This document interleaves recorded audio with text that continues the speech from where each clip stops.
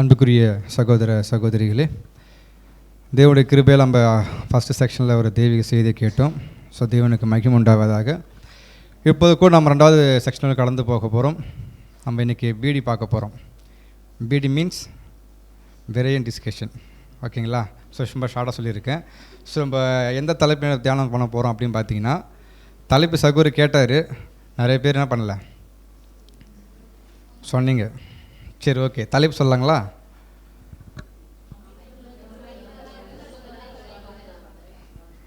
அமைதியில் உள்ளவர்களாக இருந்து சொந்த அலுவல்களை பார்த்து என்ற தலைப்பு நம்ம பார்க்க போகிறோம். ஸோ அதுக்கான ஆதார வாசனம் நம்ம வாசிக்கலாம்.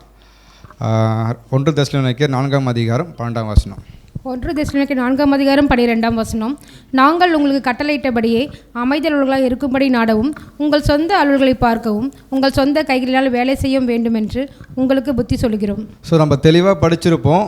இந்த ஆதார வாசனத்துடைய அப்போஸ்தலன் பவுல் என்ன பேச வராங்க அப்படின்னு பார்க்கும் பொழுது, அவருடைய வார்த்தை கட்டளையாக பிறப்பிக்கப்பட்டிருக்கு. என்ன சொல்கிறாங்க அப்படின்னு பார்த்தீங்கன்னா, நாங்கள் உங்களுக்கு கட்டளையிட்டபடியே. ஃபஸ்ட்டு பாயிண்ட்டு, நீங்கள் எப்படி இருக்கணுமா? அமைதியில் உள்ளவர்களாக இருக்க நாடவும். செகண்ட் பாயிண்ட்டு, உங்கள் சொந்த அலுவல்களை பார்க்கவும். 3வது பாயிண்ட்டு, உங்கள் சொந்த கைகளில் என்ன பண்ணணும்? வேலை செய்ய வேண்டும் என்று உங்களுக்கு புத்தி சொல்லுகிறேன். இதுதான் அப்போஸ்தலன் பவுலுடைய கட்டளையாக இருக்குது பார்க்குறோம். ஸோ இந்த 3 விஷயம் நம்ம எதை பார்க்க போகிறோம் அதிகமாக அப்படின்னு பார்த்தீங்கன்னா, ஃபஸ்ட்டு 2 பாயிண்ட் தான் பார்க்க போகிறோம். ஒன்று, அமைதியாக இருக்கணும், பேசாமல் சத்தம் போடாமல். 2வது, அவங்களுடைய வேலையை மட்டும் ஓன் பிஸ்னஸ் பார்க்கணும்னு சொல்லப்பட்டிருக்கு. ஸோ அதை பிறகு என்ன பண்ண போகிறோம்? தியானம் செய்ய போகிறோம். கேள்வி கேட்கப்பட போகிறோம். ரொம்ப எளிமையாக கேட்க போகிறோம். நீங்கள் என்ன பண்ணுங்கள்? ரொம்ப ப்ராக்டிக்கலாக பதில் சொல்லுங்கள், தைரியமாக பதில் சொல்லுங்கள். ஸோ இந்த பாடம் எதுக்கு நம்ம பார்க்குறோம் அப்படின்னு பார்த்தீங்கன்னா, நம்முடைய புது சிருஷ்டினுடைய ஆவிக்குரிய ஜீவத்திற்கு நாம் எந்த அளவுக்கு இன்னும் அதிகமாக வளரணுன்றது என்ன பண்ணுறாங்க? தேவன் கொடுத்துருக்குறாங்க. ஸோ ஒரு பாயிண்ட்டு பேசும்போது இந்த பாயிண்ட்டு இன்னாருக்கு அவங்க என்ன பண்ண தேவையில்லை, கம்பேர் பண்ணி பார்க்காம நான் அதுக்குள்ளே இருக்கிறேன்னா இல்லையானது என்ன பண்ணலாம்? சிந்திச்சு பார்க்கலாம். ஒருவேளை இருந்தால் மனம் திரும்பி மாறுவதற்கு இந்த பாயிண்ட் நமக்கு உதவி செய்யும். ஒருவேளை நான் அப்படி இல்லைங்க பிரதர்னா, இனி வராதபடிக்கு எச்சரிக்கையாக என்ன பண்ணுது? உதவி செய்யறதை பார்க்குறோம். ஸோ ஃபஸ்ட்டு கொஸ்டின் நம்ம ஆரம்பிச்சிடலாம். அமைதி அப்படின்ற வார்த்தை குறித்து அப்போஸ்தலன் பேசியிருக்கிறார். அமைதி என்ற வார்த்தை எந்த அர்த்தத்தில் அப்போஸ்தலன் பவுல் சொல்ல வரல? ஃபஸ்ட்டு அமைதி என்ற வார்த்தையை அப்போஸ்தலன் இந்த மீனில் சொல்ல வரல. அப்படின்னா எந்த இடத்துல சொல்ல வரல அவர்? அதை ஃபஸ்ட் நம்ம கிளியர் பண்ணிப்போம். இது ஒன் வேர்டு ஆன்சர் தான், உடனே பதில் சொல்லிடலாம். மைக் யார்ட்டும் இல்லையா? கரங்களை உயர்த்தி சொல்லும் போது கரெக்டாக இருக்கும்.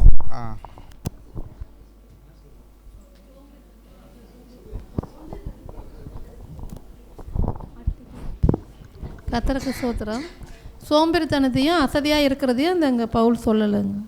சோம்பேறியாக இருக்கிறதையும் அசதியாக இருக்கிறத பற்றி அங்கே அப்போஸ்தலன் பவுல் சொல்ல வரல. ஓகே. 2வது, அப்படின்னா இந்த அமைதி ஏதோடு சம்மந்தப்பட்டு அவர் பேச வரார். பிரதர் சஞ்சய். அதாவது சமநிலைப்படுத்தப்பட்ட மனதை குறித்து இங்கே நோக்கம் கொண்டு எழுத வரான்னு பாரு. ஓகே, எழுத வராங்க. ஓகே, நான் என்ன கேள்வி கேட்குறேன்னா, அமைதின்ற வார்த்தை ஏதோ சம்மந்தப்பட்டு பேசலாம் கண்டுபிடிச்சிட்டோம். அசதியை பற்றி பேசலை, சோம்பேறியை பற்றி பேசலை. பட் மாறா அமைதின்ற வார்த்தை ஏதோ சம்மந்தப்படுத்தி பேச வரார். இதுதான் அவருடைய விஷயங்கள்ன்றதை நீங்கள் சிம்பிளாக பதில் சொல்லலாம். சரி, சமாதானம். எல்லோரும் பேசுகிறீங்க தெரியும். தனிப்பட்ட முறையில் பேசும்போது தான் கரெக்டாக இருக்குங்க. கோரஸாக பேசும்போது அது டிஸ்கஷன் மாரி வராது. ஸோ சமாதானத்தை குறித்து பேச வராங்க. நம்முடைய கேள்வி என்ன திரும்பி கேட்குறேன், அமைதி என்ற வார்த்தை எதோடு சம்மந்தப்பட்டு உள்ளது? அது எதற்கு எதிரானது? சகோதரி ரம்யா.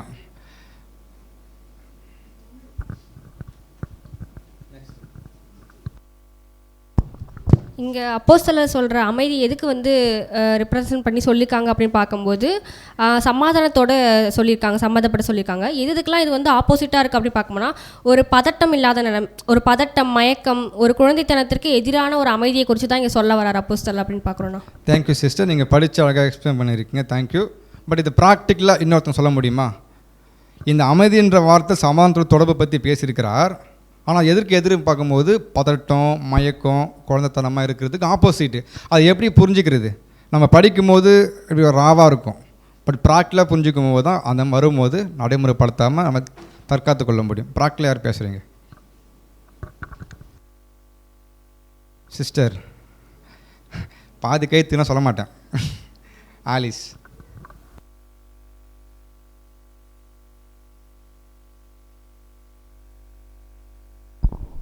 தேவனுக்கு மகிமை உண்டாவதாக. இது ப்ராக்டிக்கலாக சொல்ல போனோன்னா பதட்டம், மயக்கம், இதனால் எப்படி அமைதியாக இருக்கிறாங்க அப்படின்னா, எக்ஸாம்பிளுக்கு டிஸ்கஷனே எடுத்துக்கலாம். இதில் வந்து அதிகமாக பதட்டம் இருக்கிறதுனால ஆல்ரெடி ப்ரிப்பேர் பண்ணிட்டு வந்திருப்போம். ஆனால் அந்த பதட்டத்தினாலேயும் ஒரு மாதிரியான அந்த இல்லை ஏற்கனவே எக்ஸ்பீரியன்ஸ் இருக்காது நம்ம எல்லாருக்கும் புரியும்படி சொல்கிறதுக்கு. அதில் ஒரு குழந்தைத்தனமாக இருக்கிறதுனாலையும் கூட நம்ம நினச்சிட்டு இருக்க பாயிண்ட்டை வந்து தெளிவாக சொல்ல முடியாது. அந்த பதட்டத்தினால என்ன பண்ணணும், சொல்ல வர பாயிண்ட்டை சொல்லாமல் அமைதியாக இருக்கிறது நான் புரிஞ்சுக்கிட்டேன். சிஸ்டர், உங்களுடைய கருத்துக்கு நன்றி. சகோதரி சலோமி.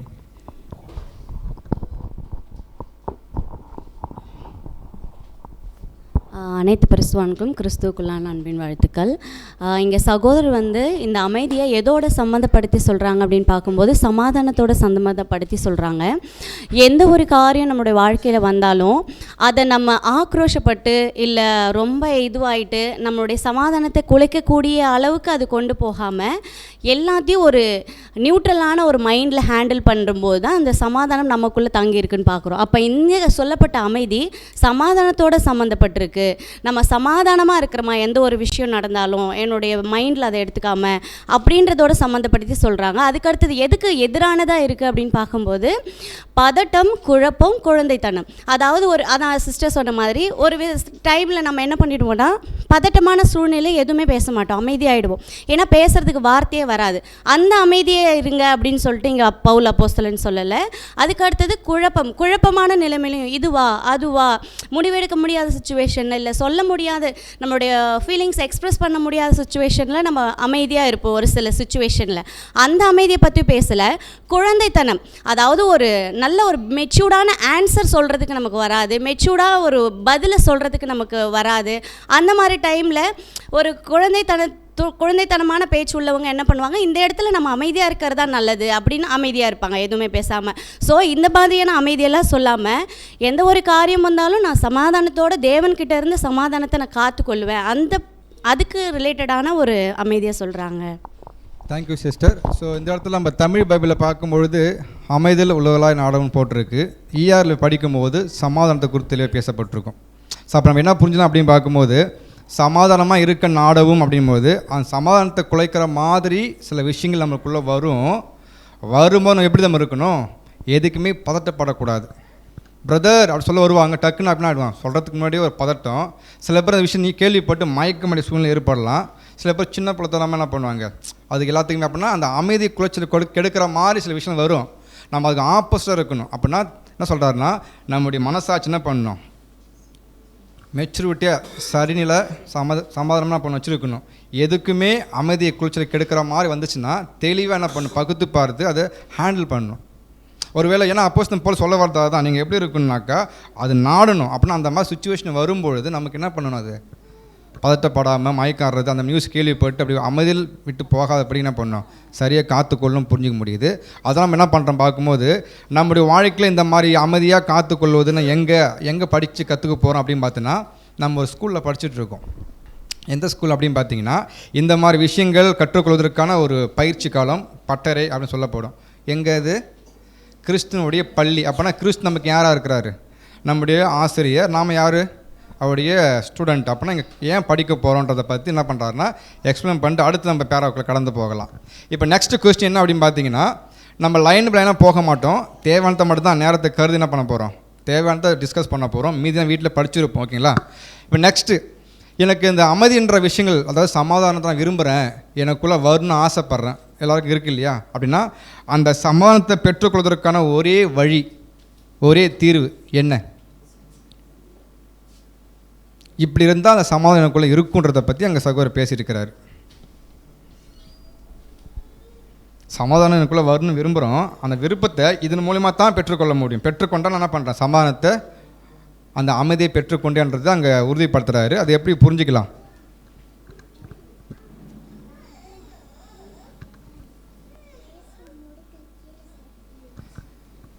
சொல்லுங்க ஸ்வாதி.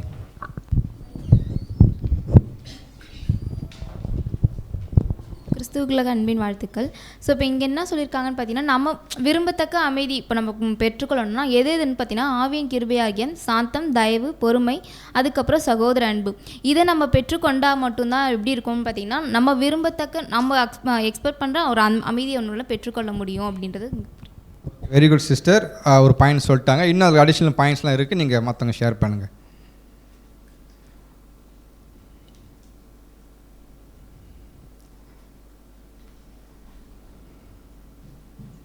கேள்வி நான் கேட்டது புரியுதுல்லைங்களா?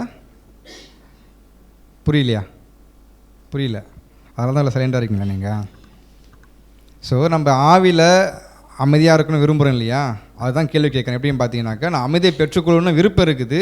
அந்த விருப்பத்தை நான் அடைஞ்சிக்கணுன்னாக்கா சில விஷயங்கள் கொடுக்கப்படணும். செகண்ட் பேரன் சொல்லிட்டேன் குழு. இதனால தான் ஆவிக்குரிய விஷயத்தில் அமைதியை பெற்றுக்கொள்ள முடியுன்றதுக்காக நான் கேள்வி கேட்குறேன். சிஸ்டர் பிரியா.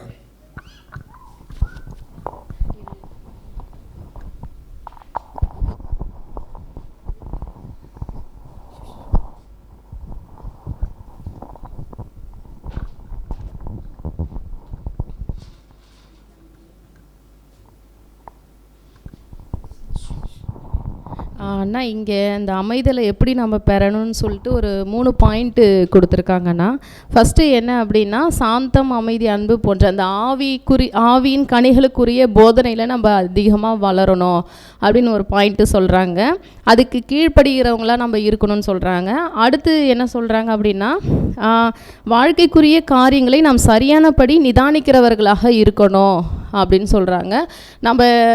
நம்ம வாழ்க்கை, நம்ம லைஃப் ஸ்டைலை பொறுத்து நம்ம அதை சரியாக பகுத்து பார்த்து செயல்படுறவங்களாக இருக்கணுன்ற அர்த்தத்தில் இங்கே சொல்கிறாங்க. அடுத்து இங்கே என்ன சொல்கிறாங்கன்னா, அற்பமான காரியங்கள் நம்மை தூண்ட அனுமதிக்கக்கூடாது.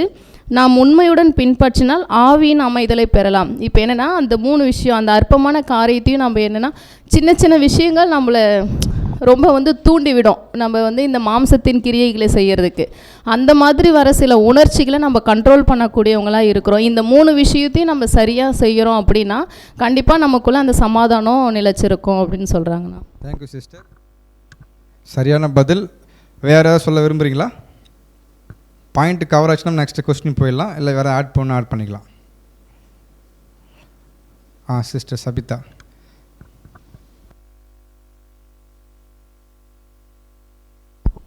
பிரதர், இது ப்ராக்டிக்கலாக ஒரு சில விஷயங்கள் என்ன அப்படின்னா, நம்முடைய வாழ்க்கையில் சில விஷயங்கள் நடக்கும். அது கணவன் மனைவிக்குள்ளேயோ ஒரு சின்ன சின்ன விஷயங்கள் நடக்கும்.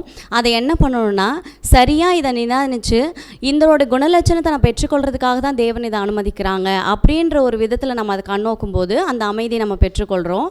ரெண்டாவது என்ன அப்படின்னு பார்க்கும்போது, அற்பமான விஷயங்கள் நம்ம தூண்டிவிட அனுமதிக்கக்கூடாது அப்படின்னு பார்க்கும்போது, சகோதர சகோதரி மத்தியில் ஒரு சின்ன சின்ன பலகீனங்கள் காணப்படும்.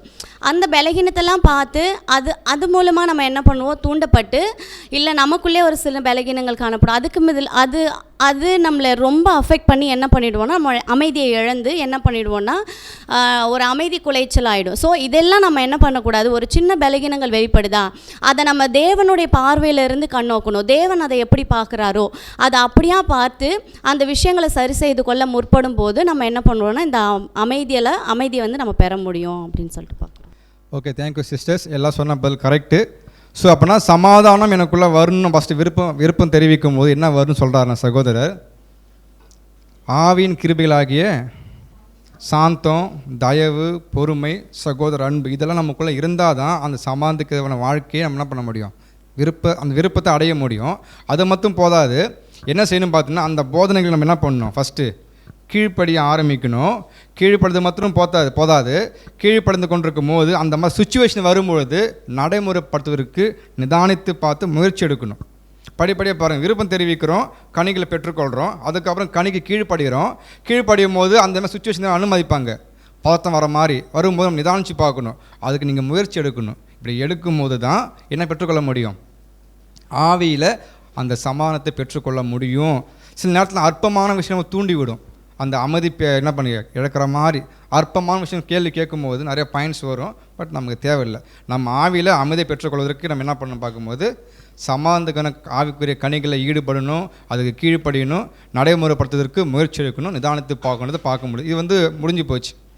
ஃபஸ்ட்டு பாயிண்ட்டு சமாதானத்துக்கு வேணால் எப்படி நாடணுன்றது தான் பார்த்தாச்சு. நெக்ஸ்ட் எங்கே போக போகிறோம் அப்படின்னு பார்த்தோன்னா, சொந்த அலுவலர்களை பார்ப்பது ஒரு மிகப்பெரிய முக்கியமான பாடம் சொல்லிட்டு சகோதரி எழுதியிருக்கிறாரு.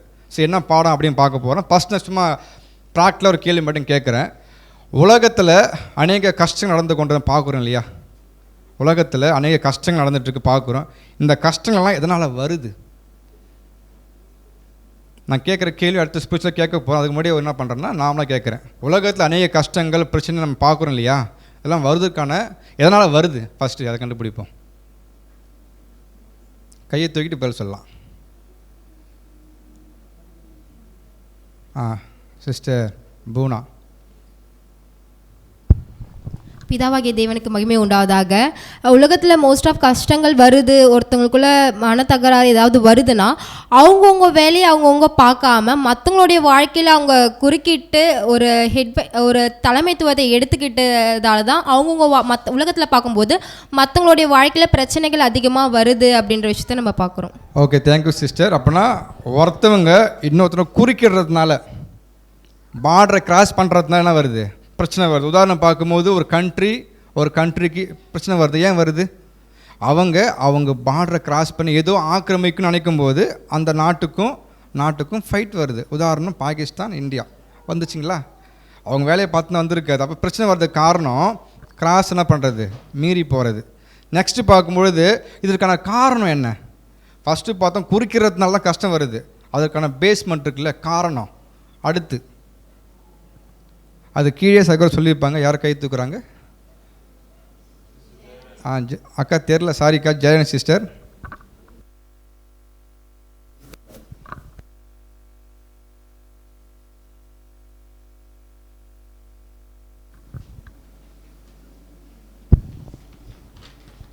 இவங்க எதுக்காக அவங்க அப்படி செய்கிறாங்க அப்படின்னாக்கா, அவங்களால தான் உலகத்தை சரி செய்ய முடியும் அப்படின்ற மாதிரி அவங்க நினைக்கிறதுனால அவங்க அந்த தன்னுடைய வேலையை செய்கிறதுக்கு பதிலாக அவங்க என்ன செய்கிறாங்கனாக்கா, இப்படி ஒரு காரியத்தை அவங்க செஞ்சுக்கிட்டு இருக்கிறாங்க. ஏன்னா இவங்கனால தான் என்னால் தான் இந்த உலகத்தை சரி செய்ய முடியும் அப்படின்றத அவங்க கையில் எடுத்துக்கிறதுனால இப்படி ஒருத்தருக்கு ஒருத்தர் தவறாக இது பண்ணிக்கிறாப்புல இருக்கு. Okay, thank you sister. சிஸ்டர் கொஞ்சம் சொல்லியிருக்காங்க. வேறு யாரும் ஷேர் பண்ணுறீங்களா? ஒருத்தவங்க இன்னொருத்தர் லைஃப்பில் குறிக்கிறதுனால தான் கஷ்டம் வருதுன்னு பார்த்தாச்சு. குறிக்கிறதுனால யார்? ஓகே, ஆனால் சொல்லுங்கண்ணா.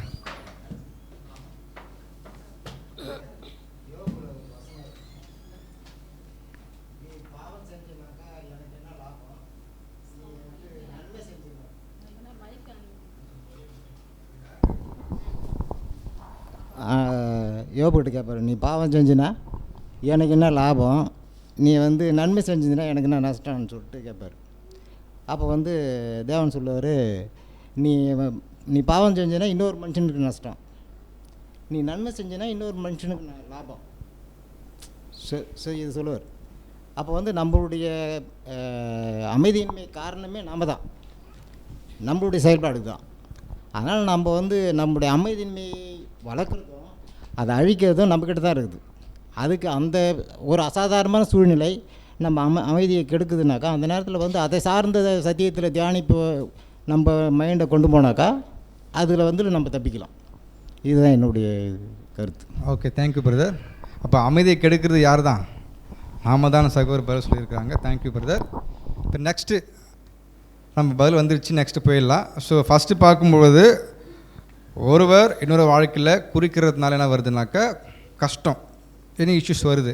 அதுக்கான காரணம் என்னன்னு பார்த்தீங்கன்னா, அவங்க என்ன பண்ணுறாங்க, சொந்த வேலையை பார்க்க தவறுதுனால என்ன பண்ணுறாங்க, அதனால தான் பேஸ்மெண்ட்டு காரணம்.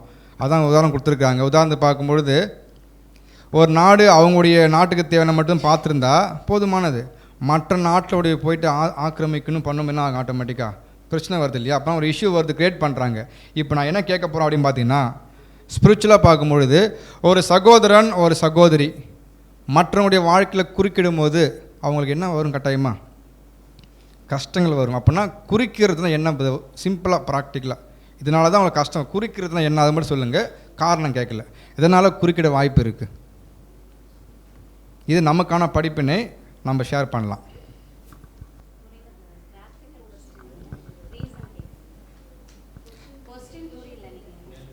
ஓகே, ஃபஸ்ட்டு நான் என்ன கேட்டேன்னா உலகப்பூர்வமாக கேட்டேன், ஒரு நாட்டுக்கு சண்டை வருதுன்னா. இப்போ நம்ம ஸ்பிரிச்சுவலாக கேட்குறேன் என்னென்னா, ஒரு சகோதரன் அல்லது ஒரு சகோதரி மற்றவங்களுடைய லைஃப்பில் குறிக்கிறதுனால என்ன வரும் வாய்ப்பு இருக்குது, கஷ்டம் வருது. அது எப்படி வருதுன்னு நமக்கு தெரியும் இல்லையா? அப்படின்னா நான் என்ன கேட்குறேன்னா, குறிக்கிறதுனால கஷ்டம் வருது, அதை எப்படி புரிஞ்சுக்கலாம், ஏன் குறிக்கிறாங்கன்னு கேட்க வரேன். அதுக்கு எக்ஸாம்பிள் சொல்ல முடியுமா கேட்குறேன்.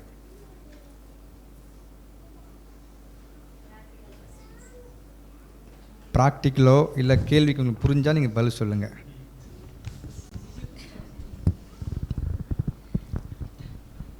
சிஸ்டர் சந்தியா, நீங்கள் அமைதியாக இருக்கிறத பற்றி யாரும் குறிக்கிடலன்னு சந்தோஷமாக இருக்குது. பட் நம்ம என்ன பண்ணலாம், பாயிண்ட்ஸ் ஷேர் பண்ணிக்கலாம்.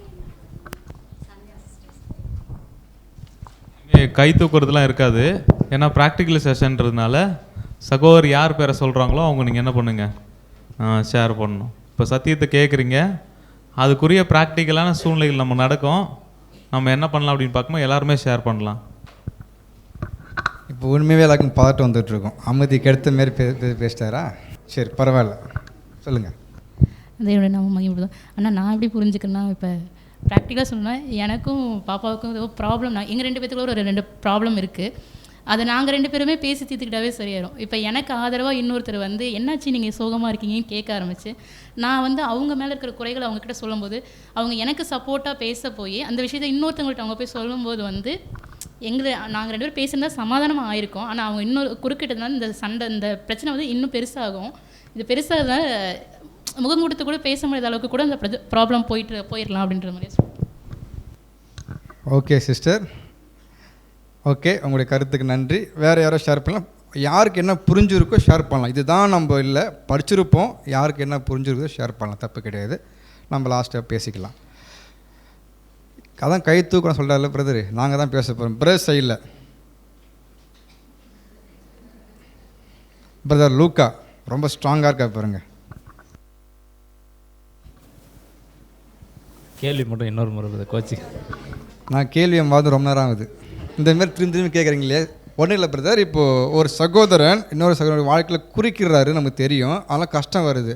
அந்த குறிக்கிறதுக்கான காரணம் என்னன்னு கேட்குறேன். ஏன் குறிக்கிடணும், அதை ப்ராக்டிக்கலாக பேசும், இதனால தான் இப்போ பண்ண வரதுக்கு வாய்ப்பு இருக்குது அப்படின்னு நம்ம புரிஞ்சிக்கலாம். குறிக்கிறதுக்கான காரியம் சகோதர மத்தியத்தில் நமக்கு வாலண்டரியாக என்னன்னு கேட்டிங்கன்னா, ஒரு சத்தியத்தின் நிமித்தம் நமக்கு ஒரு விஷயம் தெரிஞ்சிருக்கும். சகோதரரும் அதை படிச்சிருப்பார். சப்போஸ் அவருக்கு அந்த சூழ்நிலையில் அவருக்கு அந்த விஷயம் ஞாபகம் வராமல் இருக்கலாம்.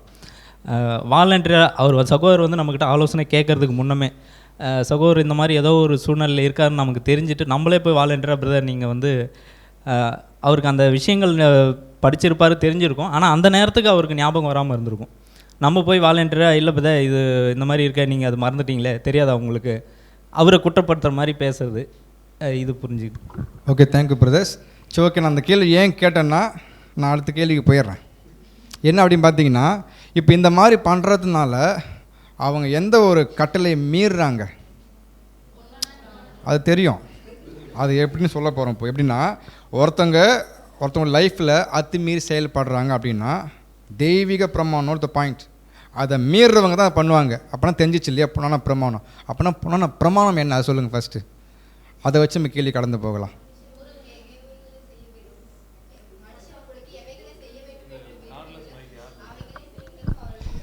இல்லை பிரஸ் சிஸ்டர் பார்ப்பாங்க. ஸோ நீங்கள் பேசுறது அவங்களுக்கும் பிரயோஜனமாகும். மைக் யூஸ் பண்ணால் நல்லாயிருக்கும்னு நினைக்கிறேன்.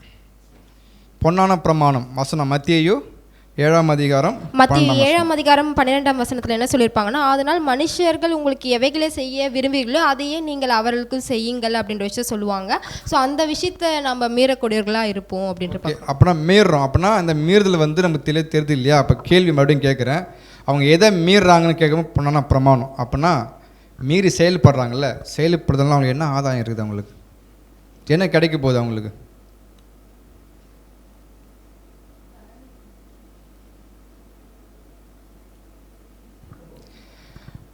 பெறுறது அலுவலகங்களில் அனாவசியமாக தலையில் அவங்களுக்கு ஒரு அனுபவம் கிடைக்கும்.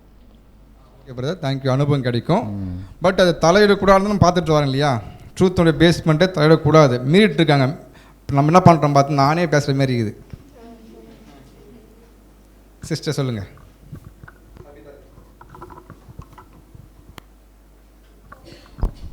பிரதர் அது அவங்களுக்கு கஷ்டத்தை தான் ஏற்படுத்தும் அப்படின்னு சொல்லிட்டு தான் நம்ம இந்த ஆர்டிக்கலில் பார்க்குறோம்.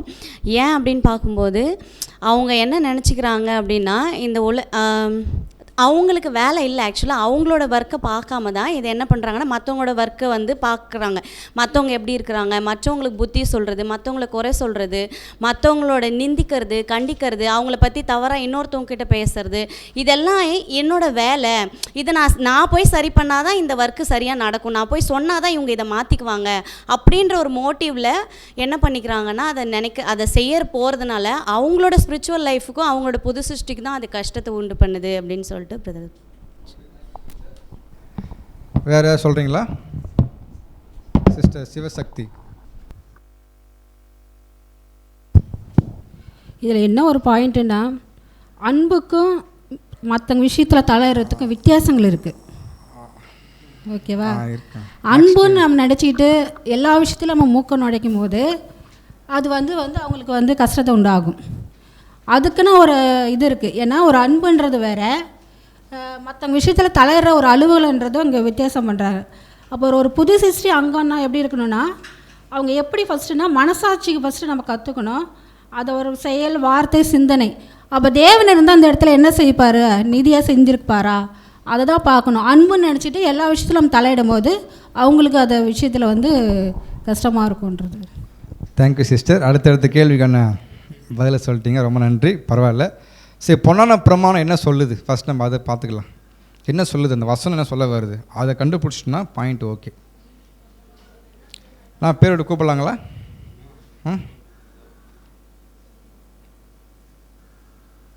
சிஸ்டர் கஸ்தூரி.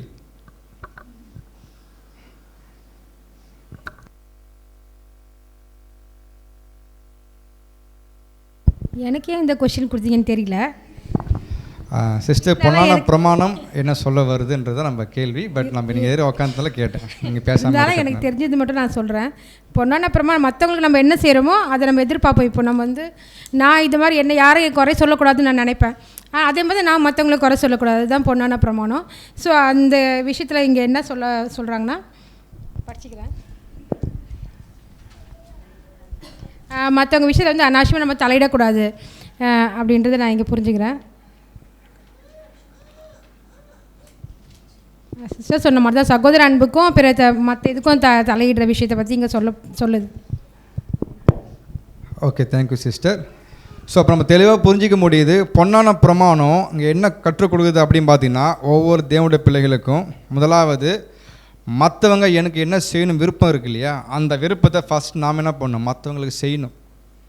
என்னை அன்பு கூறணும், என்கிட்ட நல்லா பேசணும், பழகணும், எனக்கு உதவி செய்யணும், என் மேலே இருக்கம் காட்டணும். என்ன இருக்குமா எல்லாருக்குமே எனக்கு இருக்குது.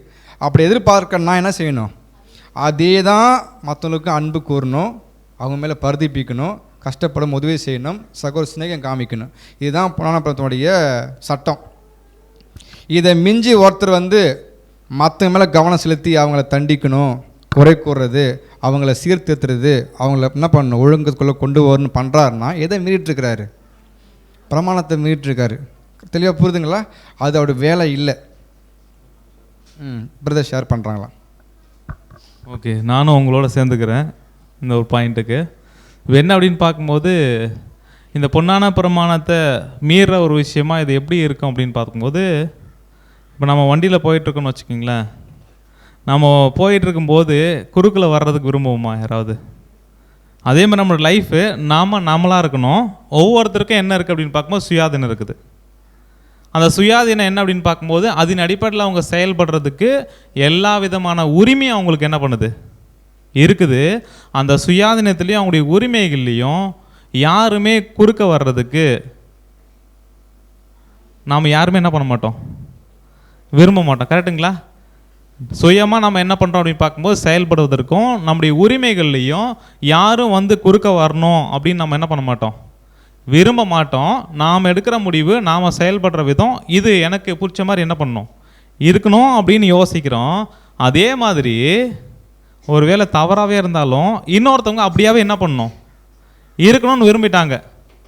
இப்போ நாம் தேவையில்லாமல் போயிட்டு மூக்கல் நுழைக்கிறது, இங்கே அனாவசியமாக தலையிடுறது, இந்த வார்த்தையெல்லாம் என்ன பண்ணிப்பாங்க கரெக்டான ஒரு விஷயமா இருக்குது. தேவையில்லாமல் நம்முடைய வேலையை பார்க்காம ஒருவேளை நம்ம தவறும்போது யாரும் குறுக்க வந்து நம்முடைய வாழ்க்கைக்கு எதிராக செயல்படணும், நம்முடைய செயல்பாடுக்கு அப்படின்னு நம்ம யோசிக்க மாட்டோம், விரும்ப மாட்டோம்.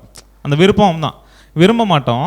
அப்போ நாமளே அதை விரும்பாத போது இன்னொருத்தவங்க நம்ம பண்ணுறது அப்படின்றது இது என்ன அப்படின்னு பார்த்தோம்னா இந்த பொன்னான பிரமாணத்தை மீறுறது அப்படின்ற ஒரு விஷயத்தை நம்ம பார்க்குறோம். Thank you brother. ஸோ நம்ம தெளிவாக பார்க்க முடியுது, தேவனுடைய சட்டத்துக்கு கீழ்ப்படியக்கூடியவர்கள் அந்த செயலை செய்ய மாட்டாங்க. அதேமாதிரி என்ன படிப்பின அப்படின்னு பார்க்கும்போது இங்கே இருக்கிற எல்லாருமே இது எனக்கு சொந்தம் அப்படின்னு பயன்படுத்தி பாருங்களேன், யாரும் யார்ட்டும் என்ன பண்ண மாட்டாங்க, தேவையில்லாமல் அத்துமீற மாட்டாங்க, பேச மாட்டாங்க. ஏன்னா நான் என்ன எதிர்பார்க்கறனோ அப்படி அந்த கான்செப்ட் எனக்கு எப்படி பொருந்தும், அவருக்கு எப்படி பொருந்தும், உங்களுக்கு எப்படி பொருந்தும், எல்லாருக்குமே காமனாக பதிஞ்சிடும். அப்போ யார் என்ன பண்ண மாட்டாங்க, தேவையில்லாமல் பேச மாட்டாங்கிறது இந்த பாடம் கற்றுக் கொடுத்த பார்க்குறோம். ஸோ அப்படின்னா சொந்த வேலையை மட்டும் என்ன பண்ணுங்கள் பார்க்கணுன்றது தான் இந்த விஷயத்தினுடைய கான்செப்ட். அப்போஸ்தலன் பவுல் தெளிவாக சொல்கிறாங்க, சொந்த அலுவலகம்லாம் பாருங்கள் ஓன் பிஸ்னஸ் அப்படின்னா பிஸ்னஸ்னு அர்த்தம் நம்முடைய வேலையை மாத்திரம் அப்படின்னு தன்னை கவனிக்கணும், என்னுடைய குறையை கண்டுபிடிக்கணும், எனக்குள்ளே என்ன பாவகத்தை கண்டுபிடிக்கணும், என்னை கண்டிக்கணும், என்ன நீதி என்ன நியாயம் திருக்கணும், தவிர மற்றவங்களை கண்டிப்பதற்கும் நியாயம் திருப்பதற்கும் வேதாகம் நமக்கு அதிகாரம் கொடுக்கவில்லை. ஸோ நம்ம தெளிவாக பொன்னான பிரமாணம் ரொம்ப ஆழமானது, நம்ம படிச்சிருப்போம். அது அவங்க பயன்படுத்தும் போது ஸ்மூத்தாக போகும். அதை வேறு மாதிரி கையாளுவாங்க. எப்படி தெரியுங்களா, அந்த பிரமாணம் எனக்குரியதில்லை, அது அவங்களுக்கு தான் அப்படின்னு அது அவங்க பர்ஃபெக்ட் மாதிரி நினச்சிக்கிட்டு மற்றவங்க ரொம்ப வீக்காகிறாங்கன்ட்டு என்ன பண்ணுவாங்க, போயிட்டு இதுதான் என்னோடய ஒர்க்கு, நான் போனேன்னா சகோதரி எப்படி காப்பாற்றுறது அப்படி இறங்கிடுவாங்க. அப்படின்னா அது இல்லை, பிரமாணம் சொல்லுது, அதை தடை பண்ணுது, அது உன் வேலை இல்லை, நீ என்ன பண்ணு, நீ எதிர்பார்க்குற மாதிரி அவங்க எதிர்பார்ப்பாங்க. அப்படி தான் இப்படிலாம் ஈக்குவாலிட்டி காமிக்குது, லவ் காமிக்கணும். தேவையெல்லாம் அத்துமீறும் போது காலம் நுழைக்கும் போது பிரச்சனையை உண்டு போகணும், கஷ்டத்தை உண்டு போகணும், மனஸ்தாபத்தை உண்டு போகணும், பிரிவினை உண்டு போகணும். இது கிறிஸ்துக்குள்ளான வாழ்க்கை அல்ல. அப்போ அப்போஸ்தலன் பவுல் சொல்ல வருது, நீங்கள் அவங்க பொன்னான பிரமாணம் சரியாக ஃபாலோ பண்ணிங்கன்னா சுமூத்தாக சபை ஆவிக்குரிய ஜீவத்தில் நல்லா ஒழுக்க ரீதியாக என்ன பண்ணுங்கள் டெவலப்மெண்ட் ஆகும், எடிஃபிகேஷன் ஆகும். அப்படி தான் புரிஞ்சிக்க முடியுது. நெக்ஸ்ட் நம்ம என்ன பார்க்க போகிறோம் அப்படின்னு பார்த்தோன்னா, இது எப்படி ஒரு பூஸ்டிஸ்டுடைய மனசாட்சிக்கு நீங்கள் பதிவு பண்ணு சொல்கிறாருன்னா, அன்புக்கும் அது மற்றவங்களுடைய விஷயத்தில் தலையிறதுக்கும் வித்தியாசம் நீங்கள் ஃபஸ்ட்டு கற்றுக்கணும். அது தெரியாமல் நம்ம என்ன பண்ணக்கூடாது, செயல்பட முடியாது. அப்படின்னா நம்ம சிம்பிளாக கேள்வி கேட்குறோம், அன்புக்கும் மற்றவங்களுடைய விஷயத்தில் தலையிறதுக்கும் வித்தியாசம் இருக்குது இல்லையா? அப்படின்னா அன்பு காட்டுறதை எப்படி காட்டுவோம், மற்றவங்க லைஃப் தலையிறதை இதான் பிரதர் எப்படி கண்டுபிடிக்கிறது நடைமுறையில். என்னங்க பிரஸ் சொல்கிறாங்க, அன்பு காட்டுறது ஒரு விஷயம் இருக்குது, அது யார்கிட்ட காமிப்போம், இதே பிரஸ் மத்தியில். மற்றவங்க லைஃப்பில் தலையிறது எங்கே தான் நடக்கும், அதே பிரஸ் மத்தியில் தான். அப்படின்னா ரெண்டு வித்தியாசம் இருக்குது இல்லையா? இப்போ ஃபஸ்ட்டு கேள்வி, அன்பு காட்டுறதுனா எப்படி, இதான் அன்புன்னு புரிஞ்சிக்க முடியும், இது தலையிறது இல்லைன்னு புரிஞ்சிக்க முடியும். அப்படின்னு நீங்கள் பிரித்து காமிங்க.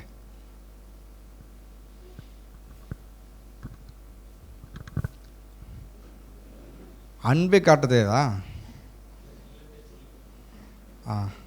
பிரதர் செல்வம்,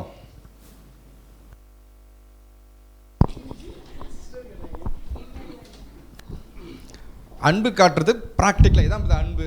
அது நம்ம ஃபஸ்ட்டு என்ன பண்ணலாம், சிருஷ்டிக்கு தெளிவுபடுத்திக்கணும், மனசாட்சிக்கு தான் அன்புன்றதை தெளிவுபடுத்திக்கலாம். சகோதரனை நம்ம அன்பு காட்டுறோம் நேசிக்கிறோம் அப்படின்னா என்ன அப்படி புரிஞ்சுக்கிட்டேன் அப்படின்னா, இப்போ அவங்க ஒரு விஷயத்தில் தவறுறாங்க பலகீனத்தில் அப்படின்னா, நான் அதை ஒரு பொருட்டாக எண்ணாமல் அவங்க மேலே வைத்திருக்க அந்த அன்பை நான் கண்டினியூ பண்ணுறேன்னா அது ஒரு அன்பாக இருக்கும்னு எதிர்பார்க்குறேன். மாறாக அதை நான் பெருசாக எடுத்துக்கிட்டு அவங்க மேலே கோவப்படாமல் இருந்தால் அதுவும் அன்பாக இருக்கலாம். இந்த இன்னொரு விஷயம் அவங்க தலையிடுறது அப்படின்னு சொல்லும்போது, அவங்க சொந்த அலுவலில் தலையிடுறது எப்படி இருக்கும் அப்படின்னா, அவங்க காரியம் என்ன அப்படின்றத நம்ம தெரிஞ்சுக்கிட்டு அதில் போய் சரி பண்ணணும் அப்படின்னு முயற்சிக்காமல், நம்ம எப்பவும் காட்டுற அந்த அன்பை சரியாக காட்டணும். அது மாம்சீக பிரகாரமாக இருந்தாலும் ஸ்பிரிச்சுவல் தேவையானதாக இருந்தாலும் அவங்களுக்கு செய்கிறத சரியாக செய்யணும் அப்படின்றத புரிஞ்சு. Okay, thank you brother. அடுத்து சிஸ்டர் கலைவாணி, அன்பு காட்டுறதுனா என்ன, நம்ம அந்த வித்தியாசத்தை ஃபஸ்ட்டு இதெல்லாம் அன்பு பிரதர், இதெல்லாம் அன்பு தான், தலையிறது கிடையாதுன்றது நம்ம ஃபஸ்ட்டு புரிஞ்சிக்கலாம். தேவனுடைய நாமம் மகிமைப்படுவதாக. அன்பு காட்டுறதுன்றது உன்னை நீ நேசிப்பது போல் பிறரையும் நேசின்னு சொல்லிட்டு நமக்கு தேவனுடைய வார்த்தை இருக்குது. நம்மளை எப்படி நேசிப்போம்னா நம்மளுடைய குறையே தெரியாது, அந்த அளவுக்கு நம்மளை நம்ம நேசிப்போம். அப்போ மற்றவங்கக்கிட்ட நம்ம சகோதர சகோதரி எப்படி பார்க்கணுன்னா, அவங்களுடைய குறைகளே இருந்தாலும் கூட குறைகள் நம்ம கண்ணுக்கு தெரியக்கூடாது, அவங்களுடைய நிறைவுகள் மட்டும்தான் தெரியும். அப்படி நிறைவு இருந்தாலே நம்ம அவங்க மேலே அன்பு செலுத்த ஆரம்பிச்சிருவோம். அதுதான் அன்பு காட்டுறது பிரதர். பிறர் விஷயத்தில் தலையிடுறது எப்படின்னாக்கா, இப்போ வந்து ஒரு ப்ராக்டிக்கலாக சொன்னானாக்கா, இப்போது எக்லீசாவுக்கு அவங்களுடைய சுச்சுவேஷன் எப்படியோ தெரியாது. ஒரு சகோதரி லேட்டாக வந்திருப்பாங்க. அவங்கக்கிட்ட போயிட்டு டக்குன்னு போயிட்டு நீங்கள் ஏன் லேட்டாக வந்தீங்க, முன்னாடியே தானே வர சொல்லியிருக்குது, தேவனுக்காக நம்ம நேரத்தை வந்து ஆயத்தப்படுத்தணும், முன்னாடியே வாங்க, ஏன் வந்தீங்க அப்படின்னு கேட்குறது தலையிடுற மாதிரி. அது தவறுன்றதை புரிஞ்சு நம்புறது. ஓகே சிஸ்டர், உங்களோட கருத்துக்கு ரொம்ப நன்றி. நெக்ஸ்ட்டு நிறைய பேர் மறைஞ்சிருக்கிறதுனால தெரியல, லாஸ்ட்டில் யார் இருக்காங்க? Okay sister Victoria. ஏன்னா முக்கியமான பாயிண்ட்டு நம்ம ஏன் இங்கே ஷேர் பண்ணுறோன்னா, யாரெல்லாம் பேசுகிறாங்களோ நம்ம நல்லா படித்து புரிஞ்சுருக்கிறோம் அர்த்தம். ஏன்னா இதெல்லாம் அன்பு, இது தேவலாம் தலையிறது, ரெண்டு வித்தியாசம் கண்டுபிடிச்சின்னா இனி லைஃப்பில் நடைமுறைப்படுத்த மாட்டோன்றதுக்காக நாமளே பேசுகிறோம். நான் புரிஞ்சுக்கின விஷயம் என்னென்னா, அன்புன்றது வந்து நான் தன்னை தான் நேசிக்கும் போது ஒரு தப்பு பண்ணால் அந்த இடத்துல நம்ம எப்படி இருப்போம், நம்மளை பற்றி மற்றவங்க யாரும் வந்து தவறாக பேசக்கூடாது, அதை போய் இன்னொருத்தவங்க சொல்லக்கூடாது, அப்படிலாம் நம்ம யோசிப்போம்.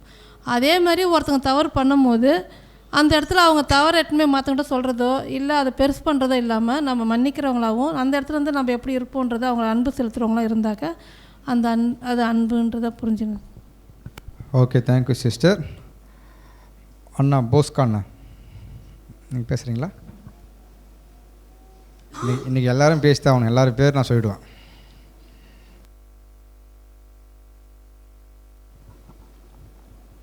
அதாவது ஒரு சகோதரனுக்கோ சகோதரிக்கோ வந்து ஒரு பிரச்சனை அப்படின்னு சொல்லி நமக்கு தெரிய வரும்போது, அது என்ன பிரச்சனைன்னு அவங்கள்ட்ட போய் நம்ம கேட்டு நம்ம ஆலோசனையோ உதவிகளோ செய்கிறதுக்கு பதிலாக அதை தெரிய வரும்போதே என்ன பண்ணணும் அப்படின்னா, அவங்கள்ட்ட போயிட்டு தெரியாத மாதிரி அவங்களுக்கு என்ன பண்ணணுன்னாக்கா ஒரு அவங்களுக்கு ஆலோசனையோ உதவிகளோ செய்யும் போது அது உண்மையான அன்பாக மாறும் அப்படின்னு.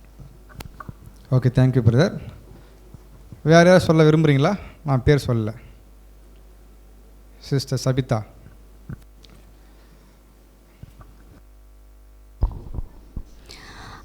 அண்ணா, இதில் வந்து இந்த டாப்பிக்கு ரிலேட்டடாக பார்க்கும்போது சபை, அதாவது ஒரு அன்பு சகோதர அன்பு ஒன்று இருக்குது, அந்நிய விஷயத்தில் தலையிடுறது ஒன்று இருக்குது. இது சகோதர அன்புன்னு எதை எடுத்துக்கலாம் அப்படின்னு பார்க்கும்போது, சகோதர சகோதரிகள் கஷ்டப்படுறது இல்லை பலகீனமாக இருக்கிறது ஒரு சகோதரி நமக்கிட்ட நேரடியாக வந்து ஷேர் பண்ணும்போது நம்மளால் முடிஞ்ச உதவியை அவங்களோட ஸ்பிரிச்சுவல் க்ரோத்துக்காக நம்ம பண்ணலாம்.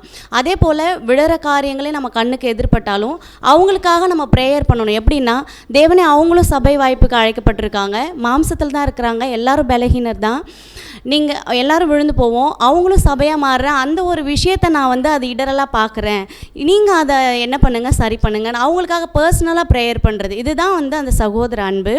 அதே போல் அந்நிய விஷயம், அதுவே வீண் அலுவல்காரராக அவருடைய விஷயங்களை தலையிடுறது என்ன அப்படின்னு பார்க்கும்போது, ஒரு சகோதரியும் முகவாடலாக காணப்படுறாங்க, அவங்கள இடத்துல போய் அவங்க சொல்லவே விரும்பலை அந்த விஷயத்தை, ஆனால் என்ன உங்களுக்கு ஏன் கஷ்டமாக இருக்கிறீங்க, ஏன் இது பண்ணுறீங்க அப்படின்னு நம்ம கேட்டு அதை இன்டர்ஃபியர் ஆகிறதுக்கு நம்ம ட்ரை பண்ணும்போது 1 பேதுரு அந்த வசனத்துக்கு கமெண்ட்ரி கூட அதான் கொடுத்துருப்பாங்க பிரதரு.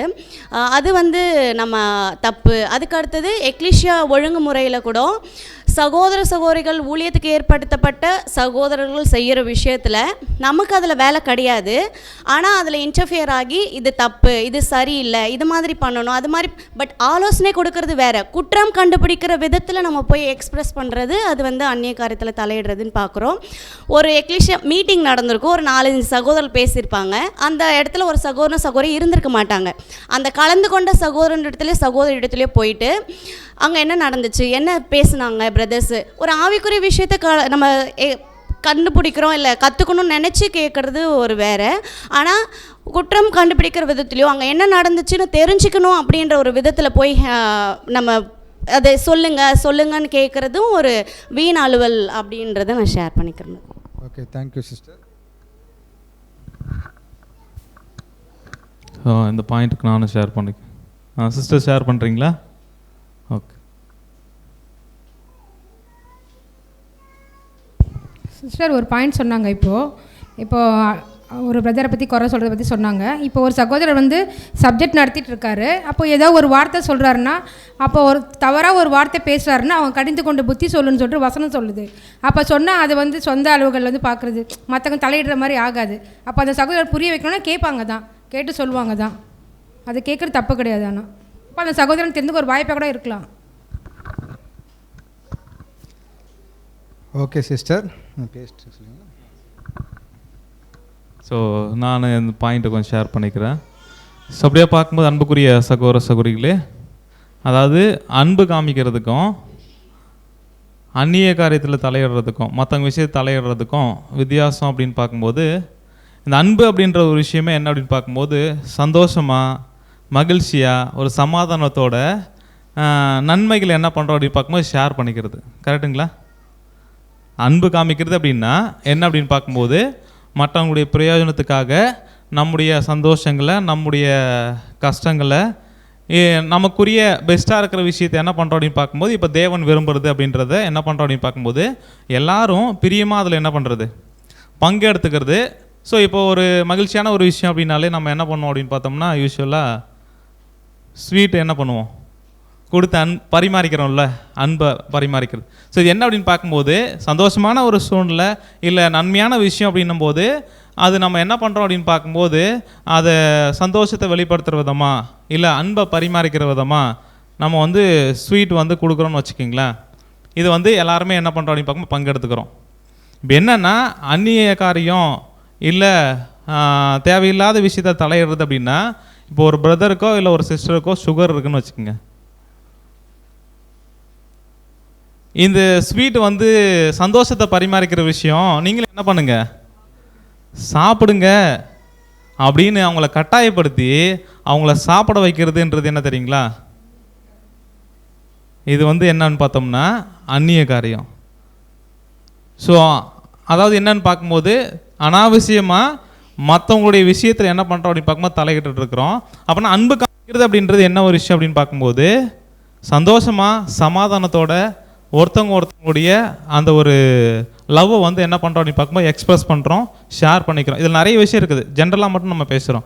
அடுத்து அந்நிய காரியம், அடுத்து அனாவசியமாக இன்னொருத்தவங்க விஷயம் தலையிடுறது அப்படின்றது அந்த டைமில் நாம் தலையிடணுன்ற அவசியமே இருக்காது, தலையிடவும் கூடாது. ஸோ அதில் அப்படி நம்ம சம்மந்தப்படுத்திக்கிறோம் அதில் அப்படின்னா கண்டிப்பாக என்ன அப்படின்னு பார்க்கும்போது இது அனாவசியமாக தேவையில்லாத நம்ம சம்மந்தம் இல்லாத இன்னொரு விஷயத்தில் என்ன பண்ணுறோம் அப்படின்னு பார்க்கும்போது தலையிடுறோம்.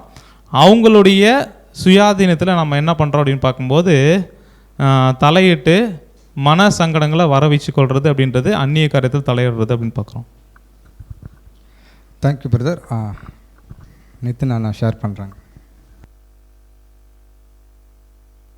வாய்ப்புக்கு நன்றி பிரதர். ஸோ அன்பு மற்றும் அந்நிய காரியத்தில் தலையிடுறது வித்தியாசம் தான் பேசிகிட்டு இருக்கோம். ஸோ அன்பு பியூர்லி லவ்னா என்ன அப்படின்னு கேட்டிங்கன்னா அதோட எண்ட் ரிசல்ட் தான் லவ் நம்ம பார்க்கணும். லவ்வுடைய எண்ட் ரிசல்ட் என்னவாக இருக்கணும்னா கூட இருக்கக்கூடிய உடன் அன்பு சகோதரனோ சகோதரியோ அவர் பரலோகம் போகணும் அப்படிங்கிறதுக்காக ஹோல் ஹார்ட்டடாக நம்ம எடுக்கிற முயற்சி வந்து லவ்வாக இருக்கும். டெம்பரரியாக இருக்காது, எவர் லாஸ்டிங் லைஃபுக்கு அவர் போகிறதுக்கு நம்ம எடுக்கக்கூடிய முயற்சி. ஸோ அன்பை குறித்து நம்ம கொரிந்தியர் 13ஆம் அதிகாரத்தில் டிஸ்கஸ் பண்ணுறோம். அன்பு பிறருக்கு என்ன செய்யாதுன்னா தீங்கு செய்யாது. அதே போல் ஆங்கிலத்தில் பார்க்கும்போது it never keeps evil records. ஒரு பிரதர் என்றைக்கோ ஒரு தப்பு பண்ணியிருப்பார், அதுக்கப்புறம் அவர் திருந்திருப்பார், ஸ்டில் வந்து அந்த தவறை குறித்தே வந்து திரும்ப திரும்ப பேசுகிறதோ இல்லை அந்த தவறை நம்ம நினைக்கிறதோ வந்து அது அன்பு கிடையாது. இப்போ அன்புன்றது பியூராக என்ன அப்படின்னு கேட்டிங்கன்னா நம்மளை நம்ம எப்படி பார்த்துக்குறோம்.